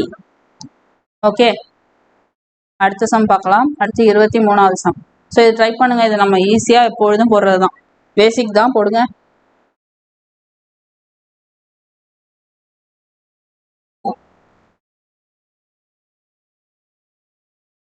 ஸோ இப்போ ஏ என்பவர் ஒரு வேலையை 24 நாளில் முடிப்பர். ஏ மற்றும் பி ஆகியோர் இணைந்து ஒரு வேலையை 6 நாட்களில் முடிப்பர் எனில் பி என்பவர் தனியே அந்த வேலையை செய்ய எத்தனை நாள் ஆகும்னு கேட்குறாங்க. இப்போ ஈஸி தான் இல்லையா? ஏக்கு 24 ஆகும், அது 24 நாள் ஆகும், அதை 1/24ன்னு எடுத்துப்போம். ஏ ப்ளஸ் பி ரெண்டு பேரும் சேர்ந்து அந்த வேலையை 6 நாளில் முடிக்கிறாங்க. ஸோ அதை 1/6ன்னு எடுத்துப்போம். பி தான் கண்டுபிடிக்க போகிறோம். ஸோ அப்போ இதில் இருந்து மைனஸ் பண்ணோன்னா கிடச்சிருமா? ஏ வந்து 1/24 plus b equal to 1/6. So அப்போ b is equal to 1/6 minus 1/24 equal to divided by 24. நீங்கள் 4ஆல் பெருக்குவீங்க. 4 - 1. ஸோ அப்போ என்ன வரும்? 3/24. 1 3 3 8 3 24. ஸோ அப்போ 1/8ன்னு வருது. இதை தலைகீழாக எடுத்துட்டு என்ன பண்ணலாம், 8 நாட்களில் பி மட்டும் அந்த வேலையை முடிப்பார். ஸோ ஆப்ஷன் பி தான் ஆன்சர். ஓகேவா? அடுத்து 24வது சம். எம் என்பவர் எண்ணின் மகன் ஓ மற்றும் ஓ பியின் அப்பா ஆவார். பி மற்றும் எண்ணினுடைய தொடர்பு என்ன? M is the daughter of N. O is son of N. Also father of P. What is the relation between P and N? இதுதான் கொஸ்டின். ஸோ ரிலேஷன் நான் ஆல்ரெடி உங்களுக்கு ப்ரீவியஸ் ஒரு கிளாஸில் பிளட் ரிலேஷன், ரத்த உறவுகள் இருக்கு இல்லையா, வாய் ரொம்ப நேரம் பேசுவோம், ரொம்ப ரோல் ஆகுது, வேற ஒன்றும் இல்லை. ஸோ அந்த பிளட் ரிலேஷன் அந்த டாபிக் இருக்கு இல்லையா, ஸோ அந்த டாப்பிக்கில் நான் உங்களுக்கு ஒரு விஷயம் சொல்லியிருந்தேன். என்னது, இந்த மாதிரி சர்க்கிள் போட்டால் அது வந்து ஃபீமேல், அதாவது பெண்ணை குறிக்குதுன்னு வச்சுக்கோங்க. அப்புறம் ஒரு பாக்ஸ் போட்டோம் அப்படின்னா இது வந்து ஆணை குறிக்குதுன்னு வச்சுக்கோங்க அப்படின்னு சொல்லி நான் ஒரு சின்ன விஷயம் சொல்லியிருந்தேன். ஸோ அது ஞாபகம் வச்சுக்கோங்க. இப்போ இந்த கொடுத்துருக்கிறத நான் புரிகிற மாதிரி இப்போ எழுதுறேன். அதாவது ஒரு ட்ரீ டயக்ராம் போடுவோம். ஓகேவா? பிளட் ரிலேஷனுக்கு ஒரு ட்ரீ டயக்ராம் போடுவோம். ஸோ அதை எப்படி போடுறதுன்னு நான் உங்களுக்கு பேசிக் நான் அப்புறம் சொல்கிறேன். இப்போதைக்கு இந்த சம்முக்கு நான் உங்களுக்கு புரிகிற மாதிரி டயக்ராம் வச்சும் சொல்கிறேன், நார்மலாக எப்படி போடுறதுன்றது சொல்கிறேன். சரியா? சரி, இப்போ எம் என்பவர், எம்ன்றவங்க யாருன்னு நமக்கு தெரியாது. எண்ணினுடைய மகள்னு சொல்லிட்டாங்க. அப்போ என் யாருன்னு நமக்கு தெரியாது. ஓகேவா? என்னோட மகள் எம்முன்ட்டாங்க. ஸோ அப்போ எம் வந்து ஒரு ஃபீமேல். ஸோ ரவுண்டு போட்டுக்கிட்டேன். ஓகேவா? என்னோட அந்த ஜெண்டர் நமக்கு தெரியாது. ஓகேவா? ஆனா பெண்ணான்னு நமக்கு தெரில. ஸோ அது அப்படியே இருக்கட்டும். மகள், அதனால கீழே போட்டிருக்கேன். ஓகேவா? அடுத்தது எண்ணின் மகன் ஓ. ஸோ அப்போ எண்ணுக்கு இன்னொரு மகன் இருக்காங்க. மகன் பொழுது பாக்ஸில் போட்டுக்கிறேன் ஓ. ஓகேவா? மற்றும் ஓ வந்து பியோட அப்பாவும். ஸோ அப்போ ஓ வந்து பியோட அப்பா. பி வந்து மேலா ஃபீமேலான்னு சொல்லலை. ஓகேவா? பி மற்றும் என்னோட தொடர்பு என்னன்னு கேட்டிருக்காங்க. அவ்வளோதான். இதுதான் டயக்ராம் அவங்க கொடுத்துருக்காது. ஸோ இப்போ இந்த என்பி இதுக்கான ரிலேஷனை நம்ம கண்டுபிடிக்க போகிறோம். ஒன்று, இப்போ பாருங்க, இந்த பிக்கு ஓ வந்து அப்பா அப்படின்னா கண்டிப்பாக இந்த என் வந்து பார்த்தீங்க அப்படின்னா இந்த அப்பாவோட அம்மாவா இருக்கலாம் அல்லது அப்பாவா இருக்கலாம். ஓகேவா? இன்கேஸ் இந்த ஓவோட அப்பாவா என் இருந்தாங்க அப்படின்னா, அதாவது மேலா இருந்தாங்க அப்படின்னா பிக்கு வந்து இந்த என் வந்து தாத்தாவா இருப்பாங்க. ஓகேவா? சப்போஸ் இந்த என் வந்து ஃபீமேலா இருந்தாங்க, பெண்ணா இருந்தாங்க அப்படின்னா பிக்கு என் வந்து என்னவா இருப்பாங்க, பாட்டியா இருப்பாங்க. ஓகே. ஸோ அப்படியே ஆப்ஷனை பாருங்க. பாட்டி, அம்மா, அத்தை, ஆண்ட், சிஸ்டர், சகோதரி. ஸோ அப்போ நமக்கு நல்லாவே தெரியுது இது வந்து என்னது, என்பிக்கான ரிலேஷன் வந்து பாட்டி அப்படிங்கிறது தான். ஓகேவா? ஸோ இது ட்ரீ டயக்ராம் உங்களுக்கு தெரிஞ்சதுன்னா இதை போடலாம். இல்லை அப்படின்னா உங்களுக்கு புரிகிற மாதிரி எழுதி போடலாம். இதுவுமே உங்களுக்கு புரியாதுன்றதுனால தான் சைடில் எழுதி காமிச்சிருக்கேன். ஓகேவா? ஸோ இப்போ பாருங்க, எம் என்பவர் எண்ணின் மகள். ஓகேவா? ஸோ அப்போ எண்ணுக்கு நமக்கு ஜெண்டர் தெரியாது. ஸோ என்னோட மகள். அடுத்தது என்னோட மகன் வந்து என்னது, ஓ மகன். அடுத்தது ஓ வந்து பியோட அப்பா. அவ்வளவுதான். இது வந்து ஆணா பெண்ணான்னு தெரியாது. ஆணாவும் இருக்கலாம் அல்லது பெண்ணாவும் இருக்கலாம். இதுவும் ஆணாவும் இருக்கலாம் அல்லது பெண்ணாவும் இருக்கலாம். ஓகேவா? இது வந்து பெண் தான், இது ஆண் தான். ஸோ அப்படி பார்க்கும்போது இப்படி நீங்க உங்களுக்கு புரியுற மாதிரி எழுதி ஒவ்வொரு ஸ்டெப்பா எழுதியும் வரலாம். அல்லது டயக்ராம் புரிஞ்சதுன்னா நீங்க வந்து ப்ராப்பரா எப்பொழுதுமே மகள், இவங்க பையன், இவங்க அப்புறம் இவங்களோட சகோதரி அப்படின்லாம் வரும்போது ஃபர்ஸ்ட் பையன் அப்படின்னு வந்துச்சுன்னா கீழே போடுவோம், சகோதரி அப்படின்னு வந்ததுன்னா சைடில் போடுவோம், ஒய்ஃப்னு வந்தாலும் சைடில் தான் போடுவோம். பையன் வரும்போது, அதாவது அடுத்தடுத்த ஜென்ரேஷன் வரும்போது கீழே வரும் அப்படிங்கிறத ஞாபகம் வச்சுக்கோங்க. ஓகேவா? ஸோ இப்போ இதுக்கு ஆன்சர் ஆப்ஷன் ஏ. அடுத்தது 25வது கொஸ்டின். அசல் ரூபாய் 5000க்கு 4% ஆண்டு வட்டி வீதம் அரை ஆண்டுக்கு ஒரு முறை வட்டி கணக்கிடப்பட்டால் 1.5 ஆண்டுக்கு கிடைக்கக்கூடிய கூட்டு வட்டி என்னன்னு கேட்குறாங்க. ஸோ அப்போ கூட்டு வட்டி சம்மு. சரியா? ஸோ அப்போ வட்டி விகிதம் 4% இருக்கு. இதை நம்ம டிவைடட் பை 2 போட்டு என்ன பண்ணுவோம், 2%ன்னு எடுத்துப்போம். அப்புறம் நம்பர் ஆஃப் இயர்ஸ் பார்த்தீங்க அப்படின்னா 1.5 வருஷம் இருக்குது. இது நம்ம அரையாண்டுக்கு ஒரு தடவை கணக்கிடும் பொழுது நமக்கு 3ன்னு கிடைக்கும். ஸோ அது எப்படி 3ன்னு கிடைக்குன்னா 1/2ன்னு வரும். இதை நீங்கள் வந்து என்ன பண்ணிக்கோங்க, ஒரு 2 2 1 3. ஸோ அப்போ 3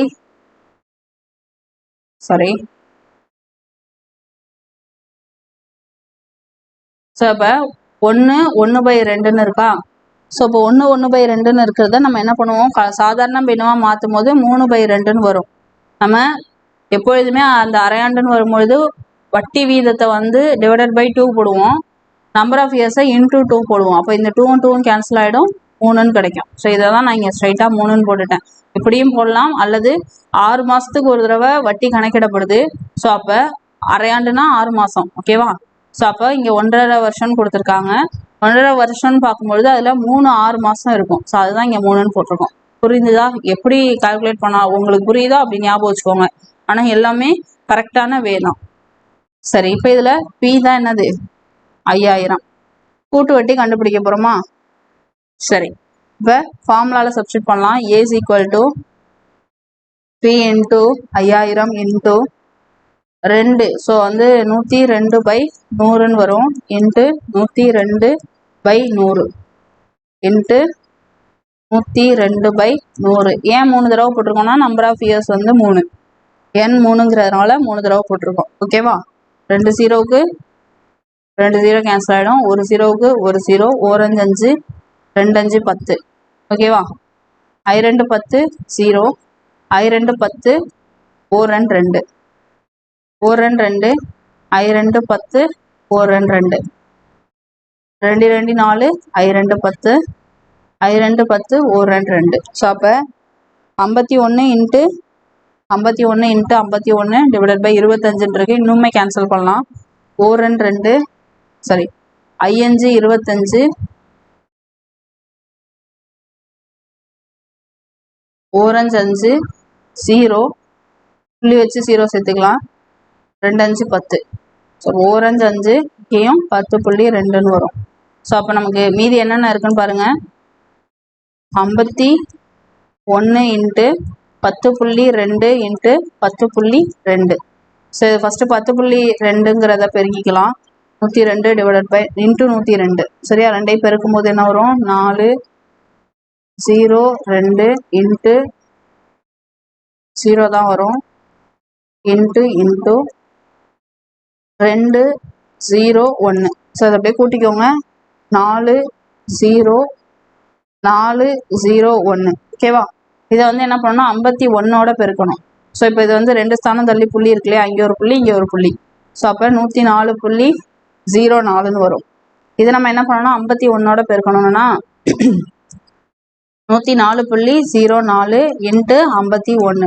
ஃபஸ்ட்டு 1ஓட பெருக்குறீங்க, 104.04 அப்படியே வரும். இன்ட்டு 5ஓட பெருக்குறீங்க,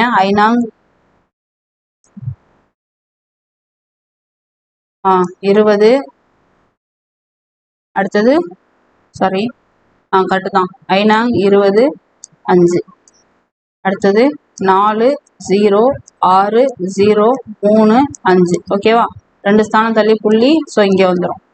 ஸோ அப்போ நமக்கு என்ன ஆன்சர் கிடைச்சிருக்கு, 5 3 0 6, 5306.04ன்னு கிடச்சிருக்கு. ஸோ இதுதான் ஆன்சர். ஆனால் இல்லை, ஏன்னா நம்ம ஏ கண்டுபிடிச்சிருக்கோம். இப்போ ஏலேருந்து பியை மைனஸ் பண்ணோம் அப்படின்னா நமக்கு சிஐ கிடைக்கும், கரெக்டா. ஸோ அப்போ நம்ம என்ன பண்ணுறோம், கிடைச்சிருக்கிற ஏ வேல்யூ இதுலேருந்து பியை மைனஸ் பண்ணுறோம். 5 3 0 6.04லேருந்து 5000 மைனஸ் பண்ணோம் அப்படின்னா நமக்கு என்ன கிடைக்கும், 306.04ன்னு கிடைக்கும். ஸோ அப்போ இதுதான் நம்மளோட சிஐ வேல்யூ. ஆப்ஷன் பாருங்க, 306.04, ஆப்ஷன் சி, ஓகேவா. சரி, ஓகே ஃப்ரெண்ட்ஸ், நம்ம இந்த லைவ்ல பார்த்த 25 சம்மும் ரொம்ப ரொம்ப ரொம்ப முக்கியமான சம்ஸ். ஸோ வந்து இந்த லைவ் கண்டிப்பாக உங்களுக்கு யூஸ்ஃபுல்லாக இருந்திருக்கும். நிறைய முக்கியமான சம்ஸ் அண்ட் டிஃப்ரெண்ட்டான சம்ஸ் பார்த்துருப்பீங்க. ஸோ இந்த லைவ் உங்களுக்கு பிடிச்சிருந்தது அப்படின்னா கமெண்ட்ஸில் தெரியப்படுத்துங்க. யூஸ்ஃபுல்லாக இருந்ததா இல்லையான்றதை சொல்லுங்கள்.